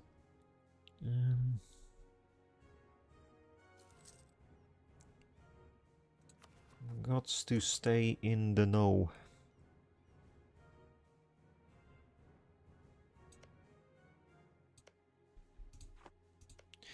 And actually, now that I look at it, since we are going to be taking over some provinces that have the new Sun cult, I guess time to press this mission, which is reforming the cult. It will cost 200 diplomatic power, but we are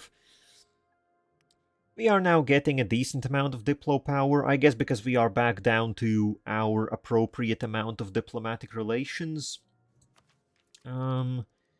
I guess picking up the technologies will be good, but that can wait a little bit, I think. So, sure, let's, So what was this? We hold Bolvar, the heart of the cult, and with that we hold their high priests. It is the perfect time to convince them of the truth of the Jadd, and to have them amend their proclamation that the Sun Elves are the rightful successors of Surael. Surely they will understand that all followers of the truth are the successors of Surael. And yeah, this will have some chance of just converting provinces to the Jadd, which currently are New Sun Cult. Plus, like, countries like, I guess what, Elisna and Birzantanshes will get the cult is shaken. I assume that's like some penalties for them. Okay. So now... God damn, that's actually a lot. That's actually a lot turned to the Jadd. Yeah, like the entire coastline here. God damn, actually all of this turned into the Jadd. I thought it would be way less. And yeah, Birzantanshes, like, I think like half of their provinces turned to the Jadd. Including their capital. That's wild. And, okay, yeah, also their capital here. Okay, that's very much useful. Very much useful. We're gonna need to convert much less, which will be very good. So, Irliam, can I get you... Come on, just give up. Just stop. How many times do I have to tell you this, old man? You're not helping anyone. Just let it be. Like, come on. Come on.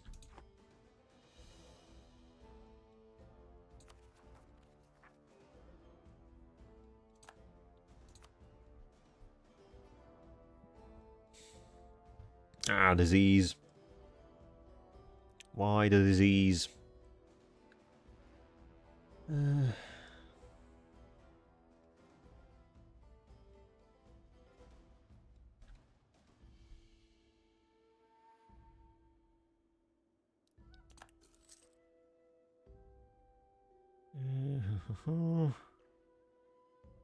How we looking? How we looking? Any sieges finishing? No, but... Oh, well, there we go. One siege finished. Okay, and Irliam is low. Just piece them out again. Doesn't matter to me. Just, yeah, get them out of here. And then Gelkalis. So how much will this cost? This will be 13 overextension. How much did we currently have? 74. Okay, so it should be... will be very close to the limit, but it should be just about within the limit. Just about. Okay, give me 40 money. Thank you. Cannot... Ah, okay, IRLN has cores on them. Yeah, that's why we currently can't do anything about it. Oh, and Birzantan Shes has Pretender Rebels. Good luck with those. I don't think you're dealing with them, considering that you're bankrupt and whatnot.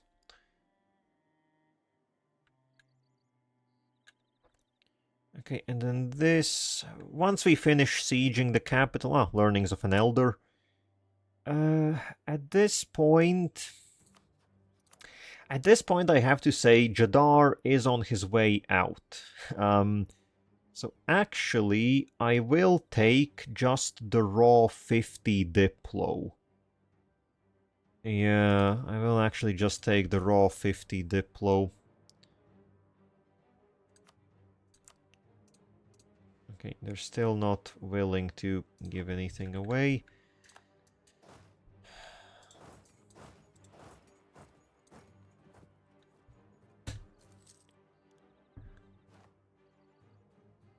Ooh, actually, oh, I forgot we got another... Well, I guess, admittedly, the Age of Monsters is, I think, very much... Oh, no, the ages are... I guess, right, the ages were 100 years each, not... So we still have... Actually, 60? Yeah, we still have more than 60 years of the Age of Monsters. So, what useful could we pick up here? What useful things could we pick up? We already have maximum cavalry to infantry. I guess just less AE. Yeah, I think it's...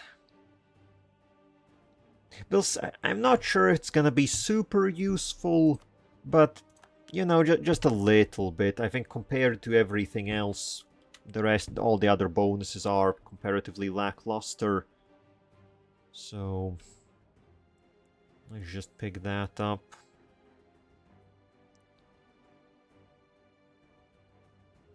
Oh, as Jakuma, command demands our subjugation. And they accepted. Oh, they just cede every owned province to the command. Huh?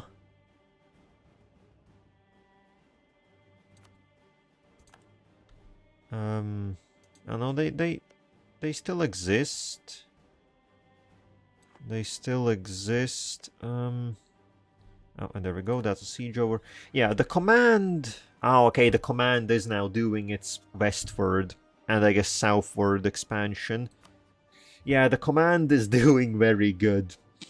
The command is doing very good. 80,000 in the field, 80,000 manpower in the bank. Technologies are keeping up. Yeah, yeah, that's a something. That is a something. Yeah, okay, since we took the capital here, give me these two provinces. Very cool. Not... I guess we could get 120 money, but... until 1505 or until 1502.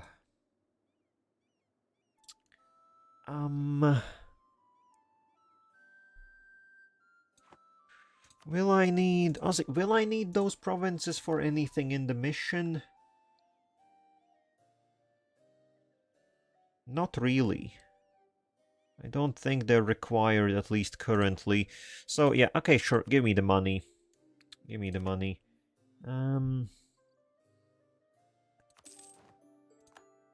Okay. And now that completes the Western Harpies. While the Siadunan Harpies in the east are sociable and capable of reasonable dealings, the Harpies in the west are said to be much more difficult. We will first take their land and bring them into the Jadd, and after that we'll see what is their purpose in Surreal's crusade. Okay, so yeah, basically the ones here in the east were quite easy to deal with. We even like vassalized some of them. Meanwhile, these western ones, they are meanies. They are meanies, so we had to conquer them. This will give us a permanent claim on the area and subjugation on Byzantium, but yeah, I don't think I will be using that. And then Birzartan Niels will be later on. Yeah, either subjugate them or destroy them. Also, what the hell is this? Arg Ortstun is breaking out of the mountain. I guess it's not surprising to see Arg Ortstun. I think they always basically are victorious in this area in the mountains as far as dwarves go. Well, they're not doing that well though. Yeah, I guess what is the claim situation here? Yeah, everyone has claims on everything by the looks of it. Okay, so next up, how many claims? Okay, we did get a bunch of claims on almost all the Byzantishi lands, except for, I guess, like, their very core, which includes their capital and this area. Yeah, I'll have to see about, like, what we do with them. It's a bit of a complicated situation.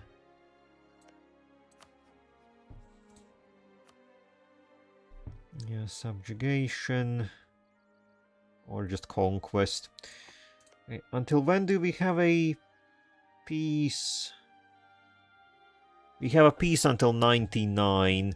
So, okay, we have 3 years. Okay, so basically for 3 years we can't do much here in the West anymore. So it's, I guess, once again time to be looking towards the east. Or alternatively to the south. Maybe we can do something. But before any of that, I guess I have been running without a break. So time to take one.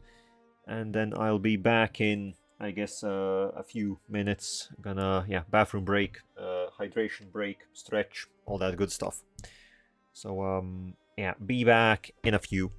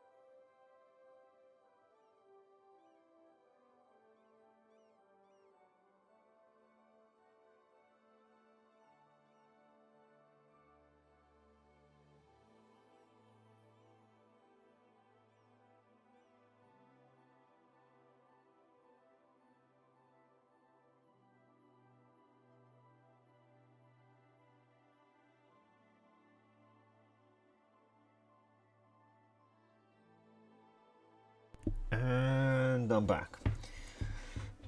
Ready to keep rock and rolling, I guess, or something. I don't know, but I guess our music wouldn't be quite rock and roll yet. Yeah. Then again, we are quite progressive. Might just be. Might just be. And okay, back to... So, now that the West is in a bit of a paused situation... Where are we looking? What are we doing? What's the plan? Yeah, right, I guess set the last things to core. Yeah, we got up to 96% overextension, so it just about all worked out. Barely, somewhat. Okay, these armies, reunite them. So, I guess no real option. We just have to be looking east again. Have to be looking east.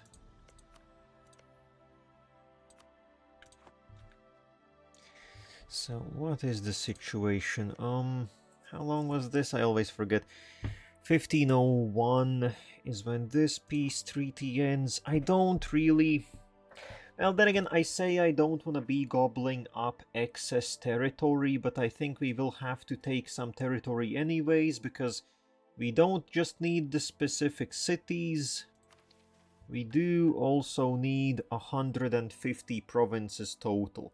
Well, actually, then again, we do only need 15 more provinces. And, well, I guess if I were to go there in a straight line, that wouldn't be enough. But if I take... Like, let's see, that's 1, 2, 3, 4, 5, 6, 7, 8, 9, 10. Yeah, like, basically, if we just take what is required here and then take another batch, that would basically do it. That would basically do it. Because currently... Well, then again, maybe... Would they... Actually, if they even got all the aggressive expansion to make a coalition, I don't think they actually would even do it, simply because they're not strong enough to threaten me with a coalition to begin with, I think is the situation that we're in.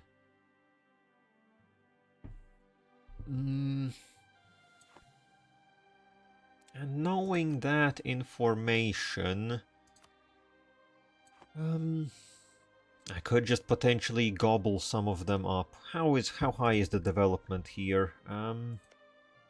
Well, it's not nothing. The development isn't nothing. That much is for sure. Goddamn. Okay, here along the river. Oh yeah, who the thunk? Along the river in the farmlands, the development is very good. But, you know, sure, I think we have to do this. Well, we have to. We don't have to, but... Oh, this is kind of stupid that they are allied. Would have been cool to... I would have wanted to fight them quite soon after.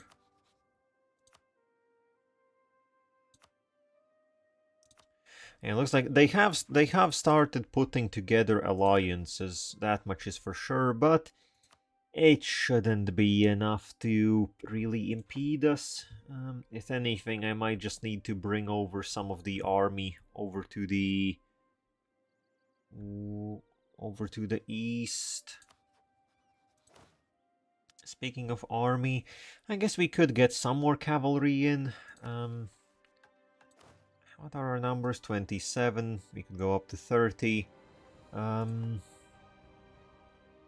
What is the rebel situation? Do we have any potential rebels in the west? Okay, I guess these guys, Kumarkandi, they're likely gonna want to fight. Well, I guess in the lands that we just took as well. There is gonna be some problems.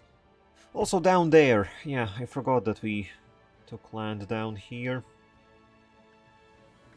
I guess at least we don't need this much cavalry and everything over here. I think we can spare like 4,000 cavalry, send that over to the east. West. I like how that comes out as west. Okay, yeah, we need to dance the Deodaran again. And sure, summon 3 cavalry. I'm gonna deplete our zealotry a bit, but that should refill. Should refill quite quickly.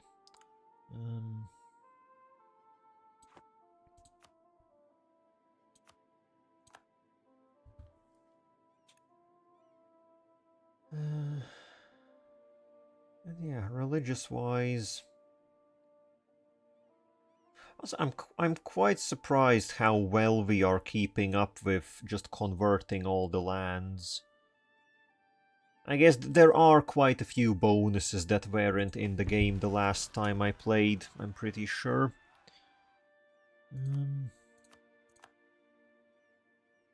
So, no wonder that things are a bit easier.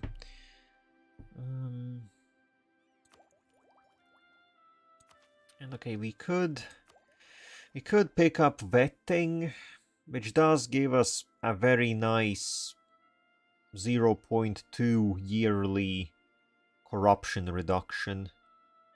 It's very good. I guess that could be a way to finally start dealing with the corruption that we're building up. Because currently it's causing some trouble.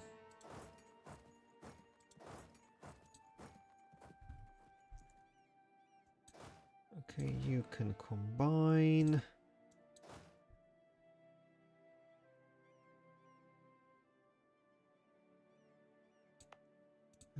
Or I guess either that or just wait and pick up the next, I guess, diplomatic technology. And Renaissance, I guess, admin tech as well. Yeah, not quite sure.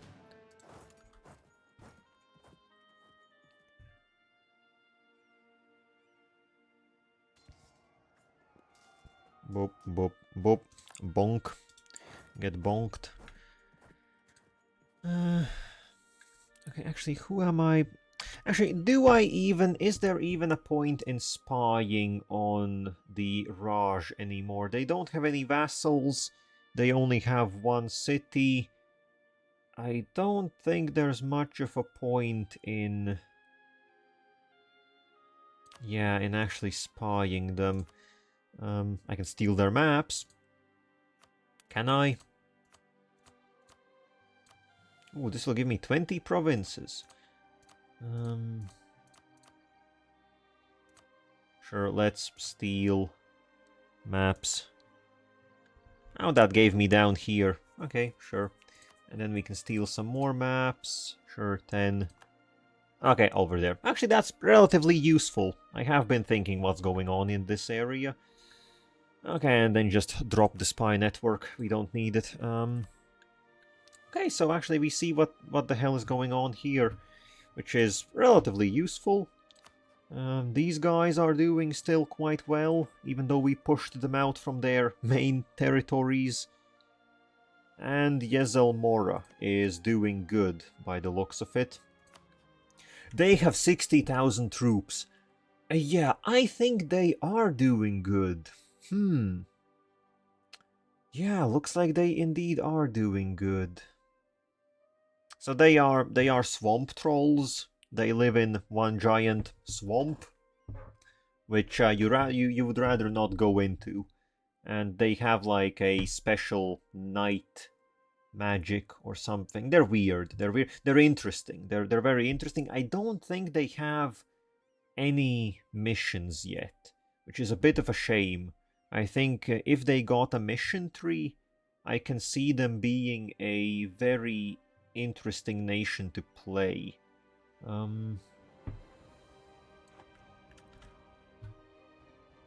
But yeah, currently, unless I'm mistaken, they don't have any real flavor beyond maybe some events, I guess, here and there.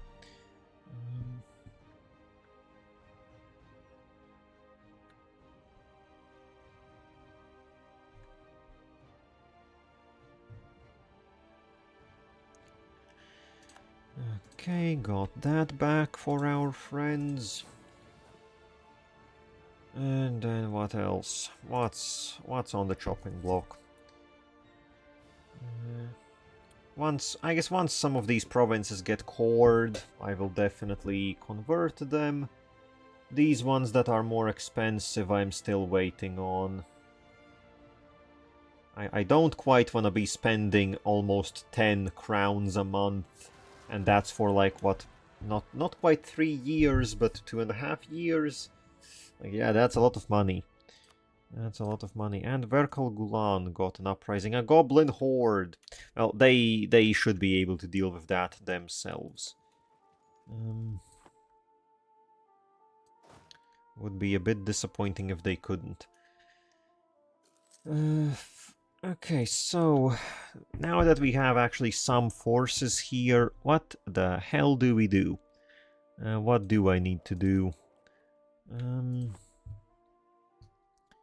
I guess we have some free diplomats. We could start establishing a spy network on someone. I don't think there's, well, everyone that I'm interested in, we already have a spy network in the west. Problem here in the east is everyone is really small, and everyone has basically just their capital fort, and not much else going on.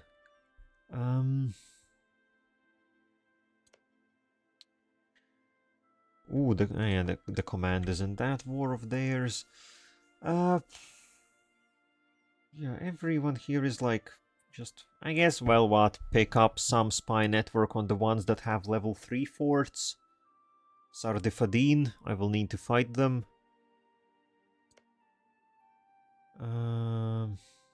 Or alternatively... Wait, no, these guys aren't even allied. What was the problem here? I guess, sure, Sardifadin. I will need to fight them, I guess, a few times.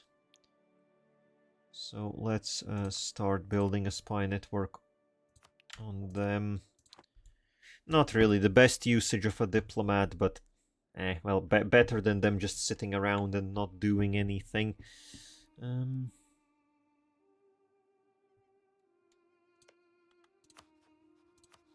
Let's see, if I call... Oh, they pull someone in.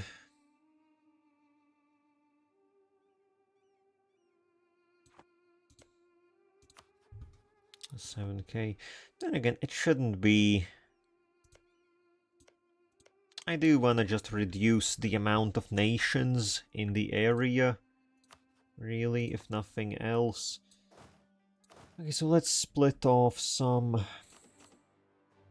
Give them like that, give them some cavalry.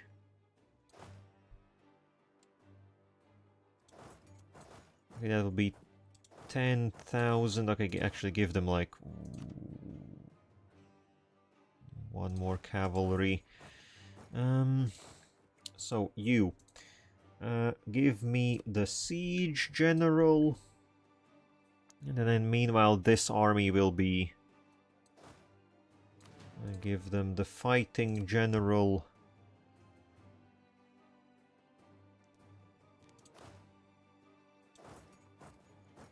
I wanna hopefully wipe... okay, their general is a good siege one, but doesn't know how to fight. Okay, so hopefully we'll wipe them out quickly. That's the main thing. Even if we are fighting several of them at once, if things go well, we just wipe them out while they haven't unified into one big blob army, and then it's just easy pickings. Okay, so I guess we declare war here, take their capital as a goal, call these guys in. That will drag someone else in, but it shouldn't be much trouble. I don't care about them. A bit of a shame that we will get a peace treaty with Sardifadin, but hopefully that will run out by the time that I have to fight them again. Okay, let's do it like this. Jump on their army. Okay, they are in hills, plus that is a crossing, but should still be more than good enough. No, that's not a perfect. Okay, yes, acceptable, still acceptable. Casualties. Okay, so I need like 10, 9, sure, yeah, go start sieging the main fort. Yep, and they got obliterated. Okay, all very much according to plan. You go siege the capital. Now, and that should be basically what half of their alliance's military deleted in just the first month of the war. Very nice when it works out.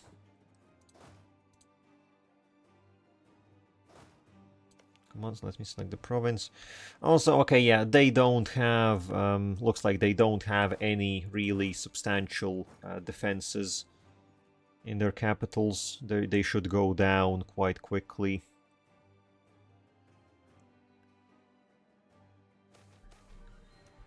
Okay, adventurers kill a hag. Very cool.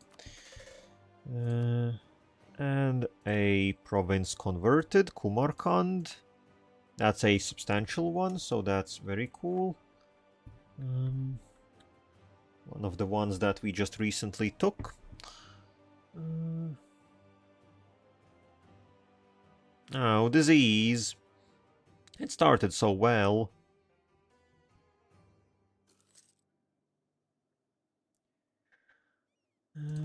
Okay.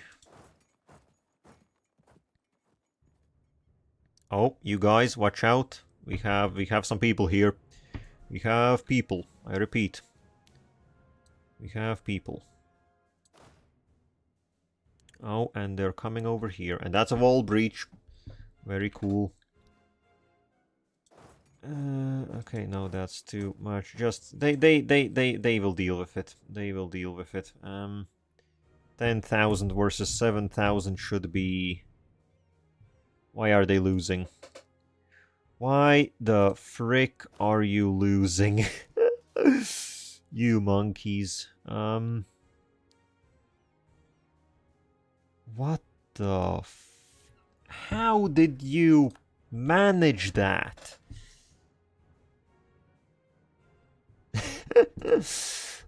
Yeah, I guess, that's why I don't want... That's why I usually help them out and do not let them do anything on their own. Because evidently on their own they mess stuff up.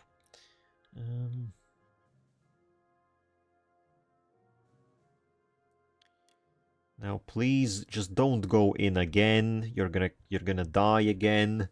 We don't want that. Institution has spread. Well, okay, I guess that's just there are no institutions. Sure. I guess slowly Renaissance is creeping in everywhere. Not like it matters now that we already have it.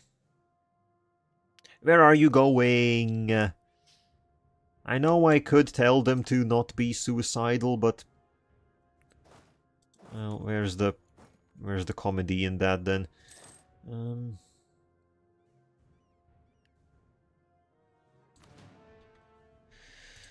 Okay, so how does it look? I guess I will have to siege these guys and get them out of the war if I want anything to... Because I will want to fully annex the two of them here. I don't want any half measures. Oh, well, speaking of, there we go.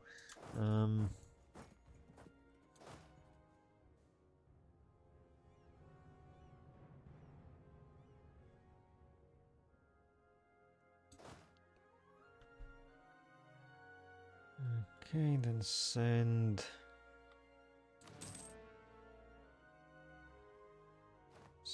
these troops down south. Their main army did sort of just run off. So how are the Buvauri doing? Okay, the Buvauris are actually regaining some sort of a military.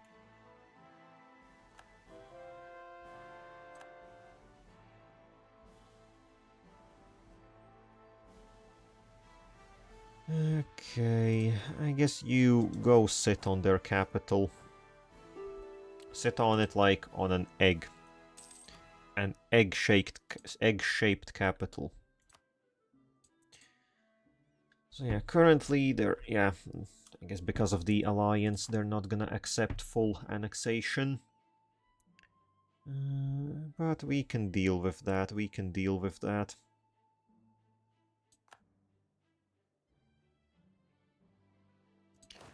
I guess that we don't need quite as many troops here, no reason for them to die due to attrition. Yes, pull you out.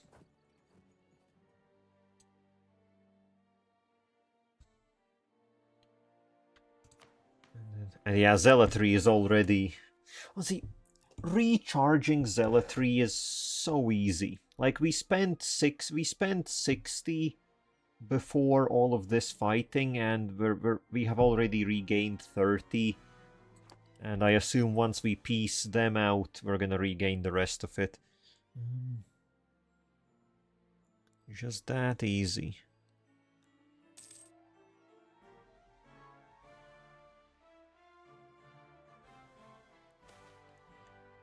And divine inspiration on top of everything, because why not?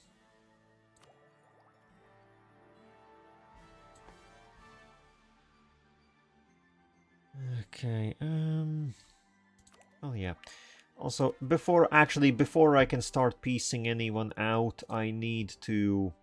Well, okay, actually, the first batch of coring is relatively close to finishing, so that will allow us to take these lands, I hope.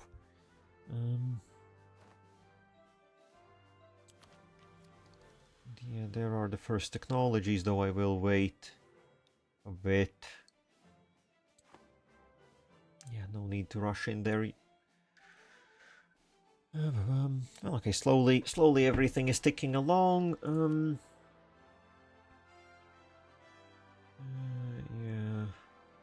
Yeah, basically now just we are waiting. I don't want to put it like that, but we are sort of waiting for Jadar to kick the bucket, so that Jadalessa can take the wheel, and then we need to start training her up, basically. Also, I want to see what happens with that first trait.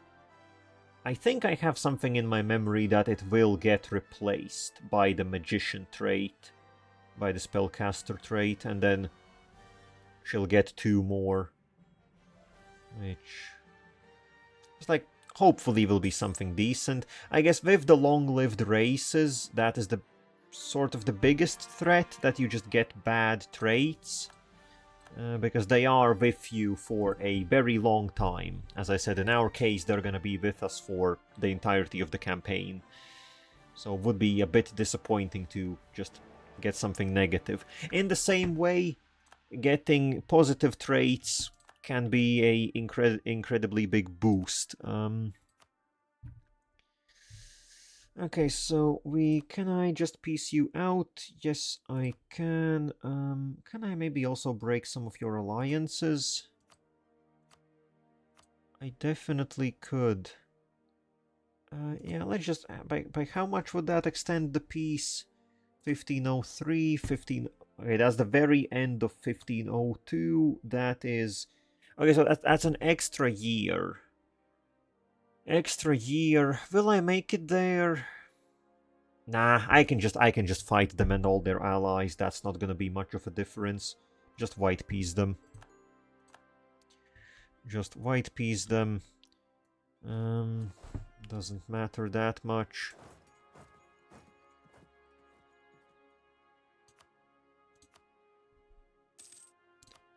And then, okay, these guys are up.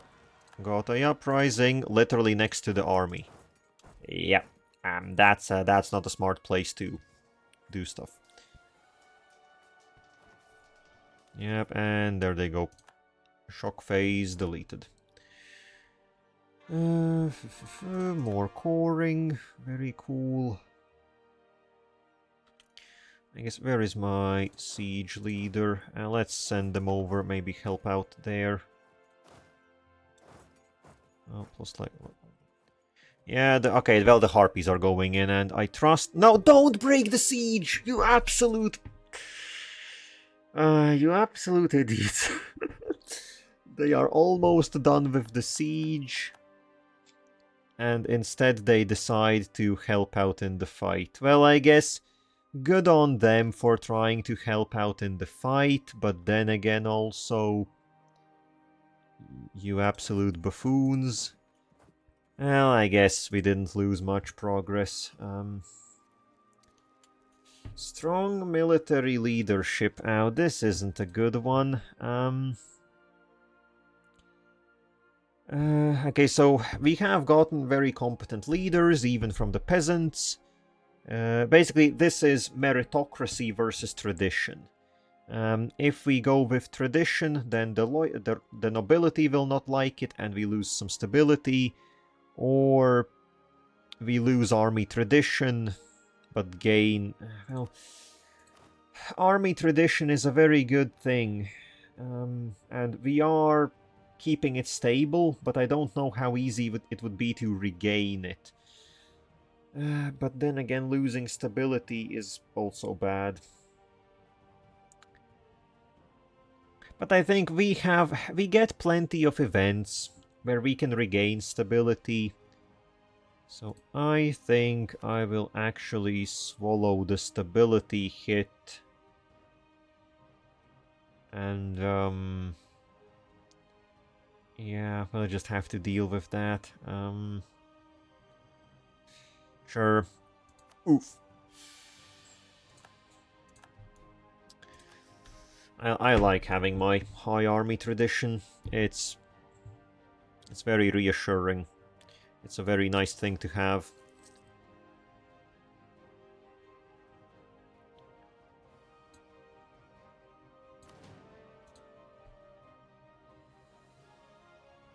Okay, now how long? Can I just... Okay, no, I can't. Okay, I can almost white piece them, but well, I guess we'll just have to get the... Goblin Minister. Well, hello there. So this will give us a little bit of tolerance. And, oh, or we can just get a moderate... A true exemplar of the community. Yeah, I guess I will rather... Neither of these options are super enticing, and if we pick this, then goblins go up to coexistence instead of being oppressed. Sure, well, welcome in. Like this, you know, this guy, he knows what he's doing. He's a real good one. Everyone try and be like him.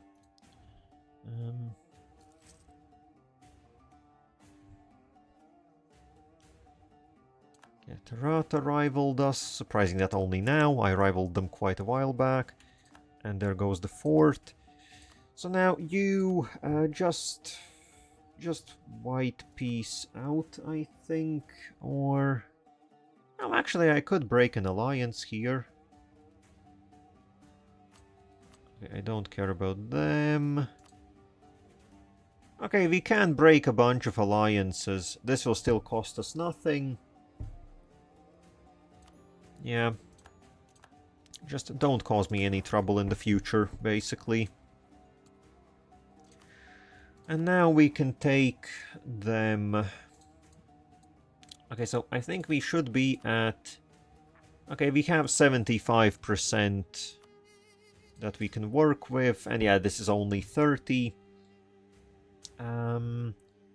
This is only 30. Techroll Macan will gain 23 power projection. Huh? What now? I guess, have they rivaled some of them? Ah, yeah, they have rivaled both of them, so that's actually really good for Techroll Macan. Okay. 70 bucks. Yeah. Just something like that. Aggressive expansion is honestly a bit bad, right? 30. Then again, 30. Well, I guess these aren't exactly stellar lands. They are okay lands, but by no means the best. And also now we have... okay, I don't need this many castles. Admittedly, I don't need this many castles. Oh, what was this? Cottage industry. Yeah, just safeguard the guilds. Like, I'm sorry, but getting 3... I guess that is base production in very good provinces, but making the merchants angry and raising local unrest by 8 isn't really worth it in my eyes.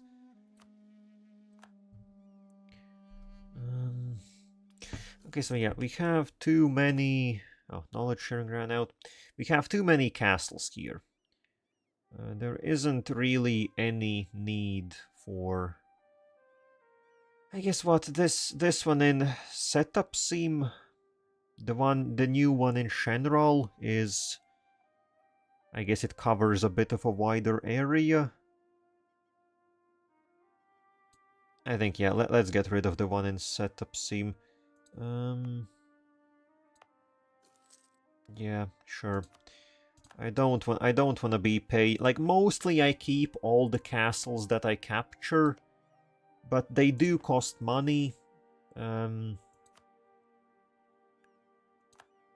I would rather like get rid of ones that are definitely not useful at all. And we do have a few of those. Oh, okay, the war between Keterata and Elisna ended, and surprisingly... okay, so the main thing is that Keterata turned Elisna into a satrapy. So basically a tributary. They both beat themselves, and plus I guess they took what? They took this coastline finally, the delta, and I think they took like what, one province here? Yeah, they didn't take a lot. We finally see a bit more of Canor. I haven't looked here in a hot minute, was busy with everything.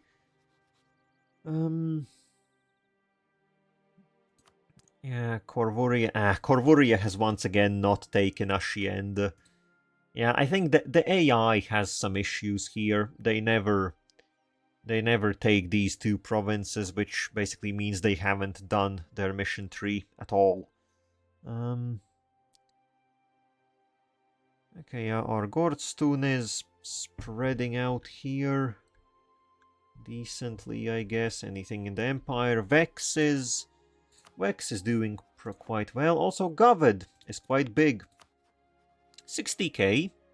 Very respectable. They're doing... Actually, it looks like, yeah, they are winning. They definitely are winning against Laurent.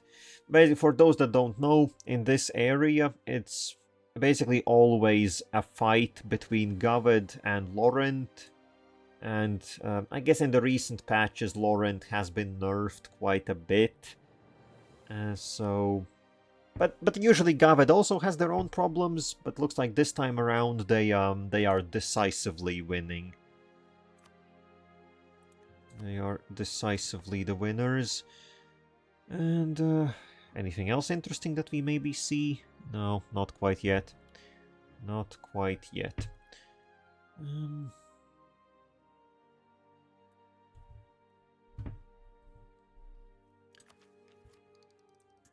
Okay, I guess let's pick up diplomatic tech.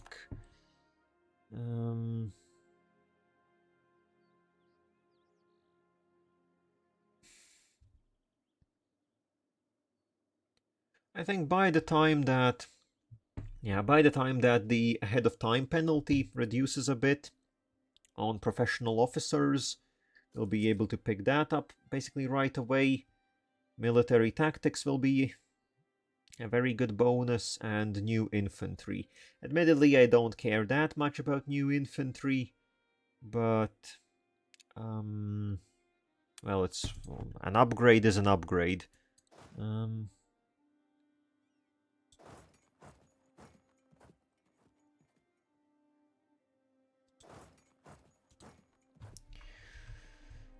Okay, anything new that we can convert? Yes, some cheap provinces. Always... I guess this one is also not that cheap, but quite short. Short? Good that no dwarves heard that. Otherwise, we'd have problems. Yeah, how is the command doing? Oh, the command has doubled their arm. Well, actually, no, they were at 80,000, I think, so now they're at 100. But yeah, 100,000 before 1,500 is wild. And it's like their enemies. It's not like Bimlau and Rajnadaga don't have armies. They have them, but it's just not enough. It just isn't enough. And that's scary. The command is scary. Well, that's what the command should be. Like, they canonically just are scary. Some might say the scariest nation in the entire game.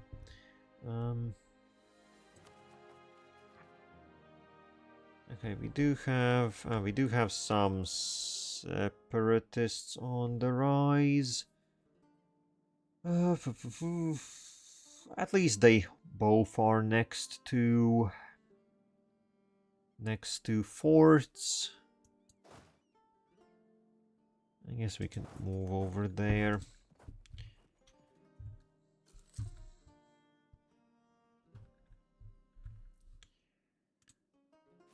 Okay, how are things looking?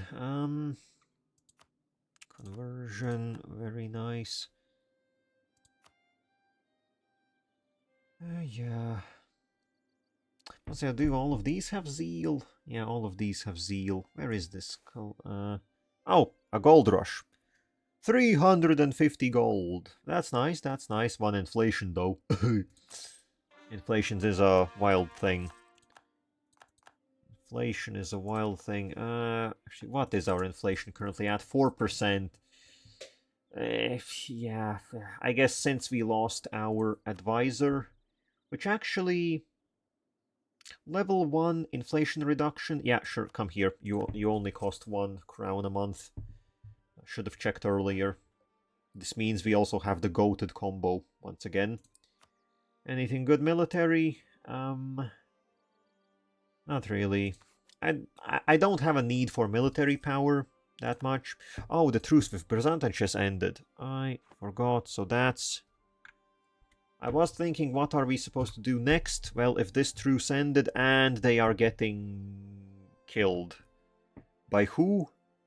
Is this literally by a 2-province nation? Aska Evran? A nation with 2 provinces and 7,000 troops is beating Byzantinsches. How? Aska Evrani, reconquest of Nashru N. Is that this province? Yeah. Do they have any cores? Okay, they have 1 core. Yeah. Well, honestly, they can do that. I don't have any beef with them. For now. For now, we're chill.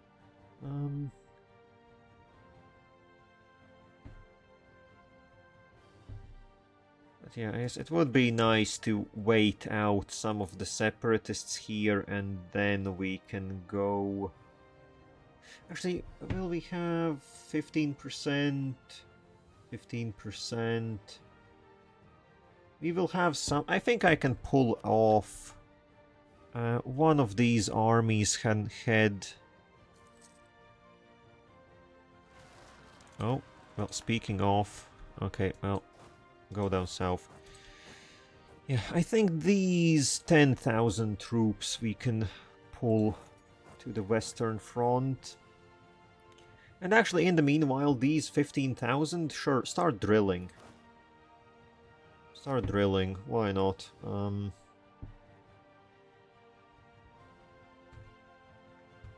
I did say that in this campaign I want to use... I want to actually use the drill mechanic. Unlike always previously when it just gets forgotten.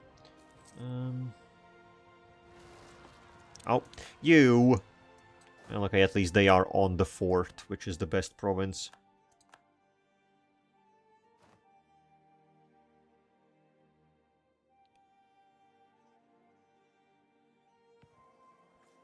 Oh, that's a bad start. Well, that's a good continuation. And then back up north.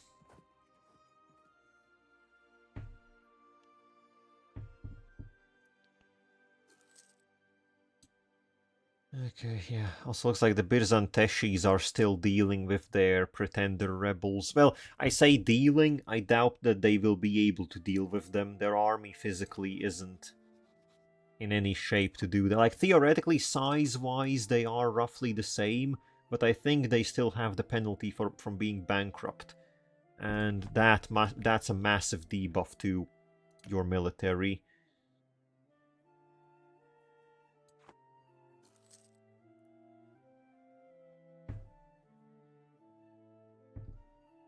Okay, gonna deal with this. Ow, that's a god-awful start. Oh, but at least that's a quick finisher. Okay, so now I guess get in position for the next fight. Revolt. God damn it, stop drilling, send over assistance. Why do I have to deal with your shit?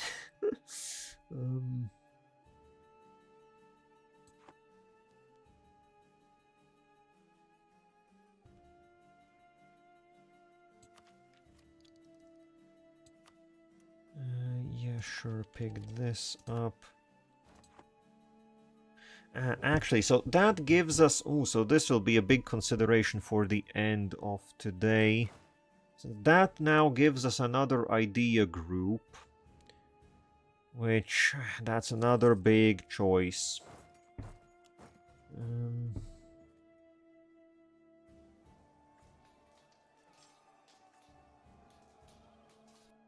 Okay, very cool. Congratulations. Back to keeping order.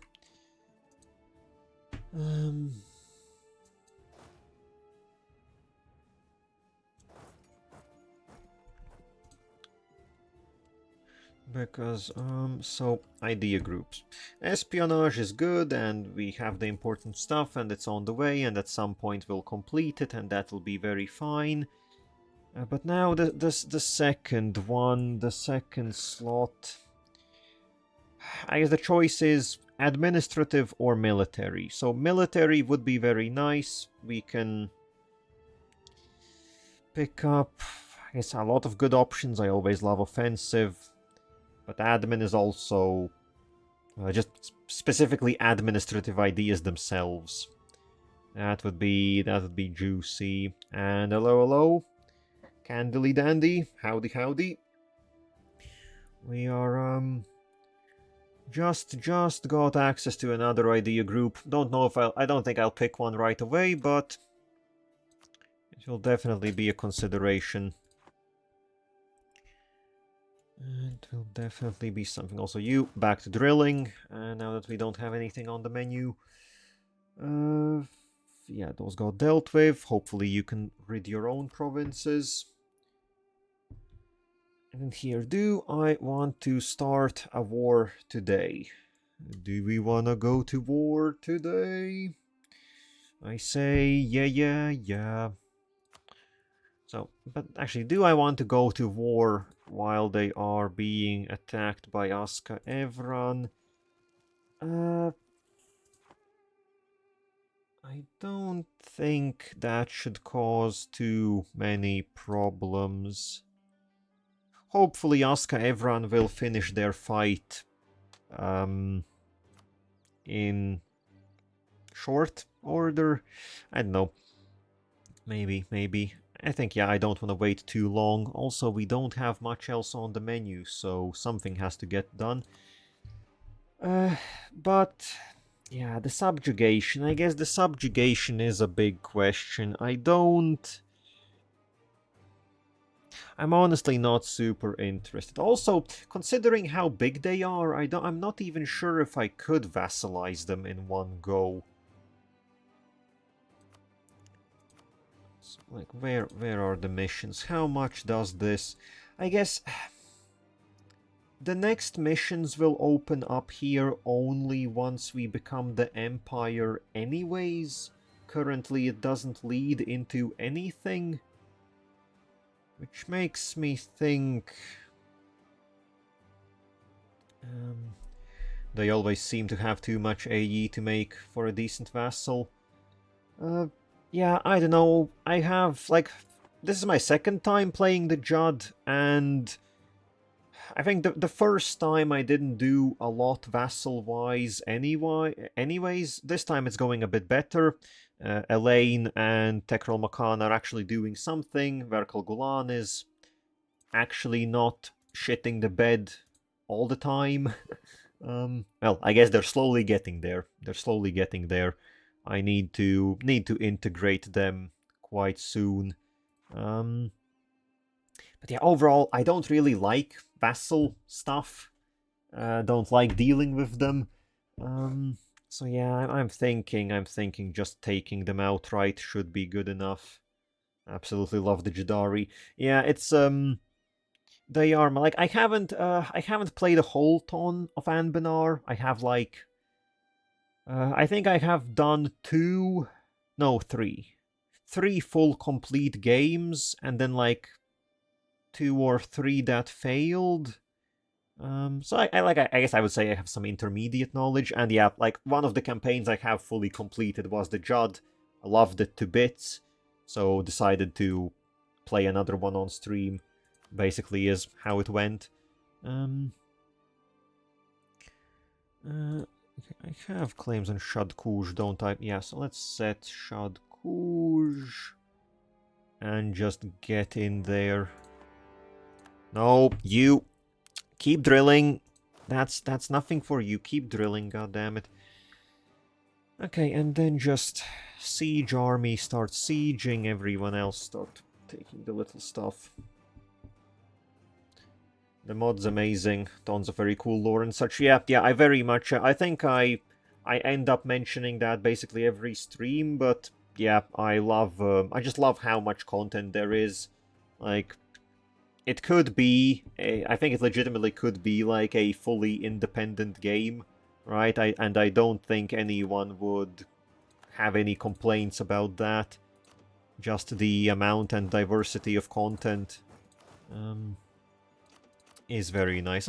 Some of it not quite to my taste, other things very much to my taste, so I guess that's also nice, because there's so many options. There should be at least one nation that everyone likes. Well, not everyone, that any specific person would like.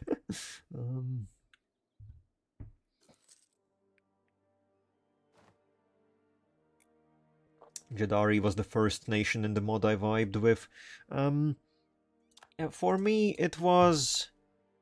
I guess what? The first playthrough I did was with Korvuria. Played them to the finish, did all the vampire stuff and everything, right?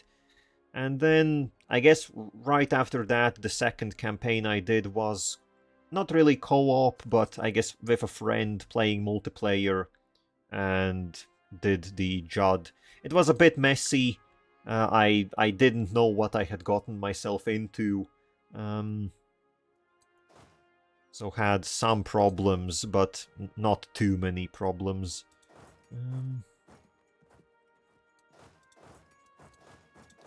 Okay, that's another festival. Yeah, sure, I definitely do want some stability for 200 crowns. We have the money to spare. Give me stability. My first was the Lake Federation years back, and it made me hate the mod. Really?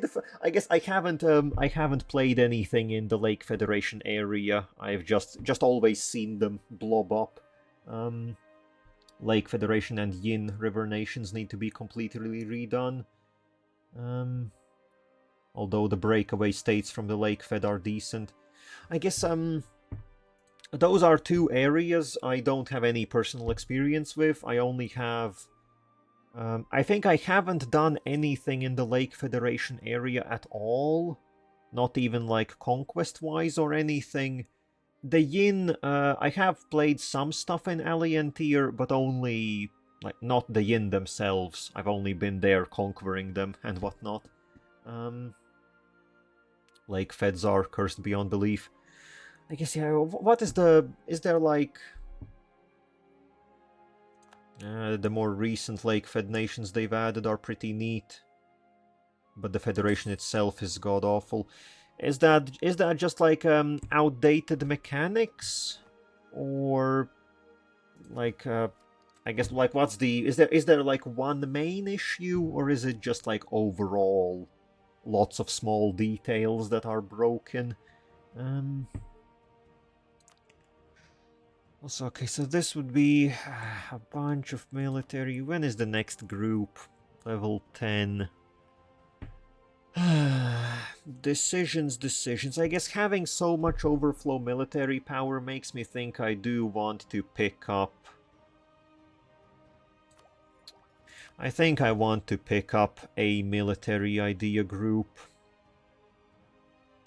Just to have somewhere to dump it. So now question is... quantity or offensive? Both are very tempting.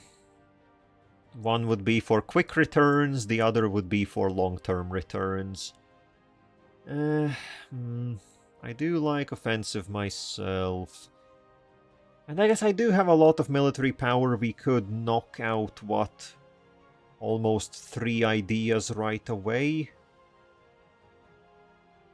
Actually, I guess what are their policies? More manpower, mercenary manpower I don't care about. Offensive is diplomats and spy network. Well, I guess diplomats are an extra diplomat, more spy networks. I do that. Could be good. Could be good. And I guess anything with... where is it? Administrative. Not the best. Administrative manpower recovery speed. Yeah, that's good. Yeah, quantity is pretty great early on, but siege... yeah, like, I think the main thing why I always look at offensive is just the 20% siege ability. Plus 5 discipline also works out very nicely with already the high elven discipline and everything.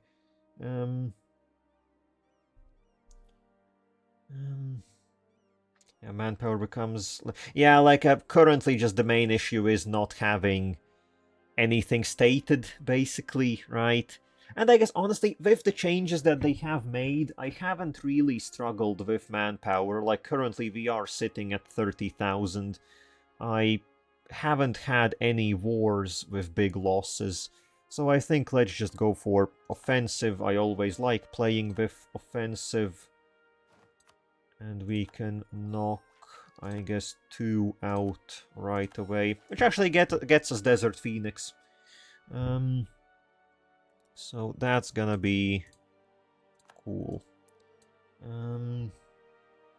Also, just so you know, I do have I am basically reading out all the flavor text as I'm doing this campaign, so a lot of reading.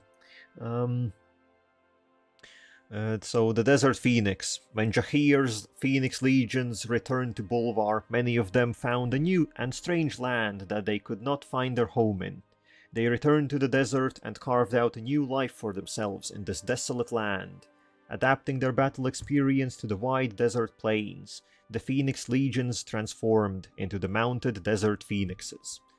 Yep, there we go, 25% cavalry compatibility. That's huge. Yeah, well, yeah, the reading is very nice, isn't it? I just find, like, when streaming, obviously reading it out loud takes some time. I don't know if everyone quite enjoys that, but I sort of started doing it at the beginning, and I guess now we're just rolling with it, that everything gets read out. And also, yeah, I sort of skipped over your lake-fed explanation. So what was that? All share a mission that you feed into, and it's an ancient mission tree. Spend tons of points. And you have to ask the lake-fed leader to even declare one war. So it's basically just really restrictive. Yeah, I guess really restrictive. I guess the opposite of what we are doing, huh? The opposite of what the Jadd is. We're just freedom incarnate. Do what we want. Because we are free. Ooh, that's a war wizard. Walking about. Ooh, nice, nice. Free conversion. I'll take that, I'll take that. Yeah, everything else a bit expensive.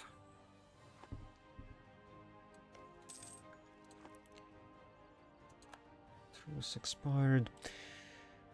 Oh. Birzant. Okay, they have taken the Aska Evrani capital. So surely they will peace out soon. Well, either way, that's gonna be good for me. Disagreeing advisor. Just give me the Diplo. It's a good point. If it's a good point, it's a good point. Give me the Diplo. Its worse is it's boring until you outspeed the AI on completing missions to eventually form the Lake Federation proper, and then you're unbeatable. Okay, so I guess... Okay, so just what, a miserable early game, basically? Having to compete with cheating AIs? Yeah, doesn't sound good. I guess, yeah, like in all the updates, I haven't seen anything mentioned. Well, no, I guess, yeah, sometime back there was a bit of a mention for the Lake Federation with the new, like, side nations or whatever. But yeah, I guess they haven't really been a focal point in a long time, have they? Okay, that's that dealt with. Move in closer. Oh, what's that? Evrani separatists. Okay, they took all of Aska Evran. Sure. That's fine by me.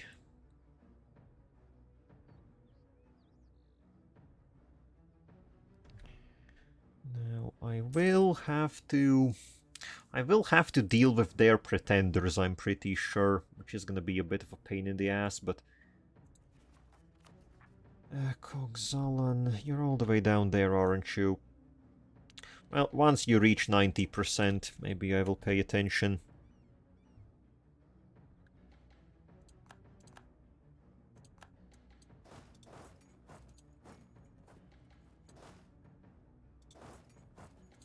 Oh, also, the Vassal Swarm is arriving! Let's go, Vassals! Let's go. Time for the real shit. They occasionally get mission trees, but it's for breakaway states, not the Lake Fed's main mission tree, and formable. Okay, yeah, I guess I always, since I haven't looked at them, I assumed that, like, I assumed the formables would be, like, part of the main tree or something. I assume they're attached in some way still, but I guess not as much as I imagined. But they have added new Centaur nations, like new formables. Yeah, I guess most of the things I know about the Centaurs come from one playthrough that my friend did as as just the big Karenu leg, or however it was pronounced, the big main centaur horde. Most of my information comes from that. During a disaster in the lake fed, you can break away to form specific nations. Oh, okay, okay. Yeah. I guess that makes sense, yeah. Having their own disaster and whatnot.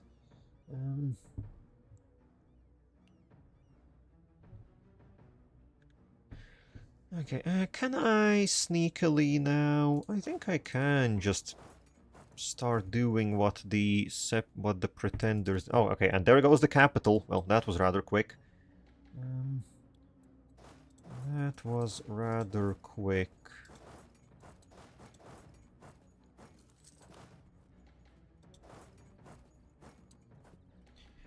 The new Centaur stuff doesn't quite have missions, but it's supposed to be peaceful instead of torching the world.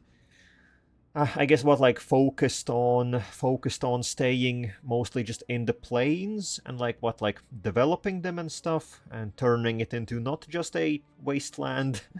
I guess I wouldn't have expected that, considering that the centaurs are all just about fighting and stuff like that. Also, Jadd Empire has been changed recently with new text. It's already in, but still neat compared to the older stuff. Yeah, like I have been noticing all the new, well, just the recent update, Fires of Conviction, right? That added a bunch of stuff.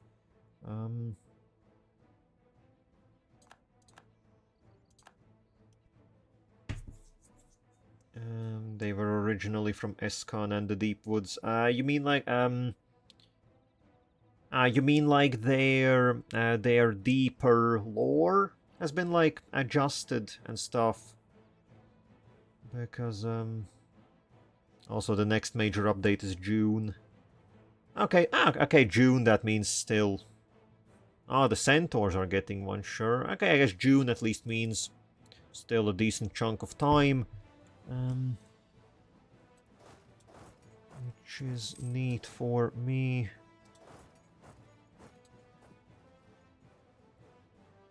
Also, where is the Birsanteshi army? They have 11k. Where the flip are they? Just ran off somewhere.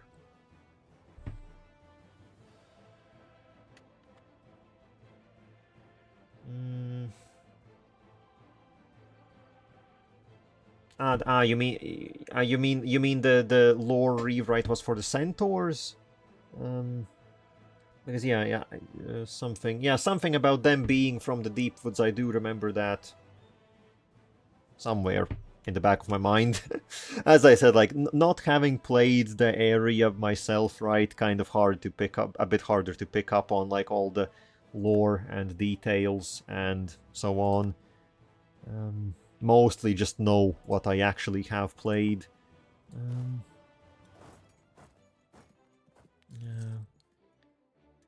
Also, how much war score do I really need here? How much do I want to pick up? Claims on mostly everything to the capital. So I definitely want to pick up all of this, get the fort. Everything that's next to the fort, so looks good. And then would be nice to get rid of this little dingus. Then again, taking that... Okay, actually this looks perfect. Get two fortresses, nice coverage, so separatists won't be much of an issue, and that is exactly 180 overextension. Can I do that? Okay, yeah, these will finish in just a second. They weren't always monsters. The more modern updates try to make monsters seem less monstrous. I guess, yeah, something along those lines. Have I noticed it? Not sure, maybe. Okay, also get Jadar out of there. The one I'm most excited for is the hill knolls next to the Empire. What's this? Leaves. Oh. Everyone will dislike us. Well, I don't care. Most of those are our vassals or people that hate us already. I like my advisor. Piss off. The older trees went really hard on the monsters all being really evil. Well, I guess, I don't know, how do I look, how do I see it myself? I'm not entirely against monsters being monstrous. I do think that is a certain part of it, isn't it? But I guess it would be nice if there would be options. I guess it's always nice when there are options available. You can play nice or play evil if you wanna. And Venail, why are you doing slave trade? That's bad. But it's profitable, so I guess who am I to say anything? Okay, just need to finish this one fort, and then we'll be done. Also, as a matter of fact, once this war is done, you did sort of sadly arrive when I mostly end up wrapping up. Usually like 10 minutes ago would have been my usual stopping time, but I guess I do want to get this finished as well. So, something like that. Oh, also Truce with Irlium ended. Perfect. Means we can finish this bashing. There we go. So that should be... Ow! They're still not happy. Well, we're still need to do some things, but yeah, gonna be like wrapping up pretty soon. Mostly just gonna want to get this war finished up. Which I think means, well, actually, if we get this fortress, then it hopefully should... That hopefully should be all we need.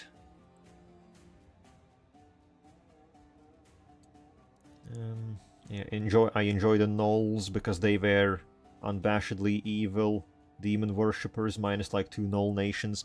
Yeah, they do have their entire demon queen shtick, don't they? Just pillaging across the entire world.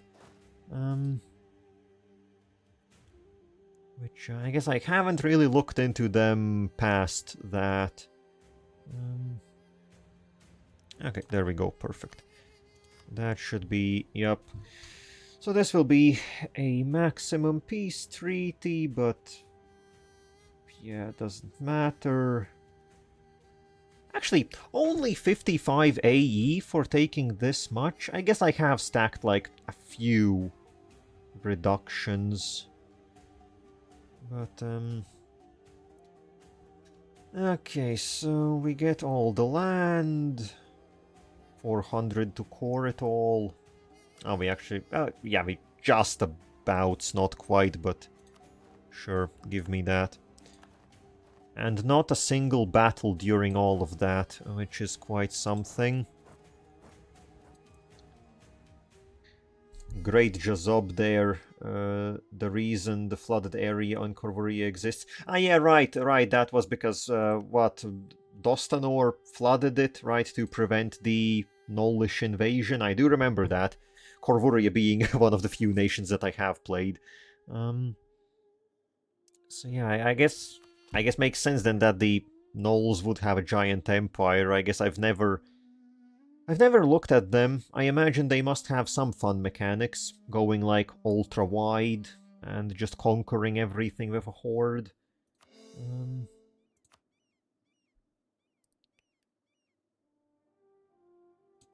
Okay, so I think you actually can go separately. You link back up with Jadar. Even funnier in lore, Nolket is canon. Oh yeah, something with the Keteratans. Wasn't there the list of... where was the list? I remember... Yeah, the list of... stewards, or I guess was it not the stewards, was it something else? Don't quite remember. Also, they aren't doing devastation. I guess they did have a war. Yes, they did have a war. Truce ended. Oh, this is the truce in... Oh, this is the truce against the Raj. Okay, so no time to waste. Well, I guess that will be for next time. But it's time to swing over to the east. Pieces have ended. Time to get back into the Raj. Also, how is AE looking? Well, AE is still up there, and AE is gonna stay up there. Well, also, did you get... Okay, these guys actually got almost 50% drill in. That's neat, that's neat. Actually got some use out of it. Very cool. The Gnolls eventually take over Ket and become the stewards. Oh, so you mean like in the future lore after like after 1444 and like the canonical stuff? I guess I think the only things I have read up on like the canonical way of things is like what the Jadd gets up to, that they actually get quite big, and then the Deodaran kind of doesn't off them, but you know, puts them into decline. Yeah, in Victoria 3 time period. Oh, okay. Oh, even that late. I would have assumed they take Keterata a bit earlier, but I guess cool. Yeah, like, those bits and pieces are all over the place. I guess I haven't really looked for the lore super specifically. I've only seen what's like in the wiki, which some things have info there, others don't. But I guess cool to hear stuff like that. Well, okay, now let's see. Everything is maxed, we're doing good, overextension is full, admin efficiency is going down the shitter once again. I really need to form that empire. But actually the empire should be pretty soon.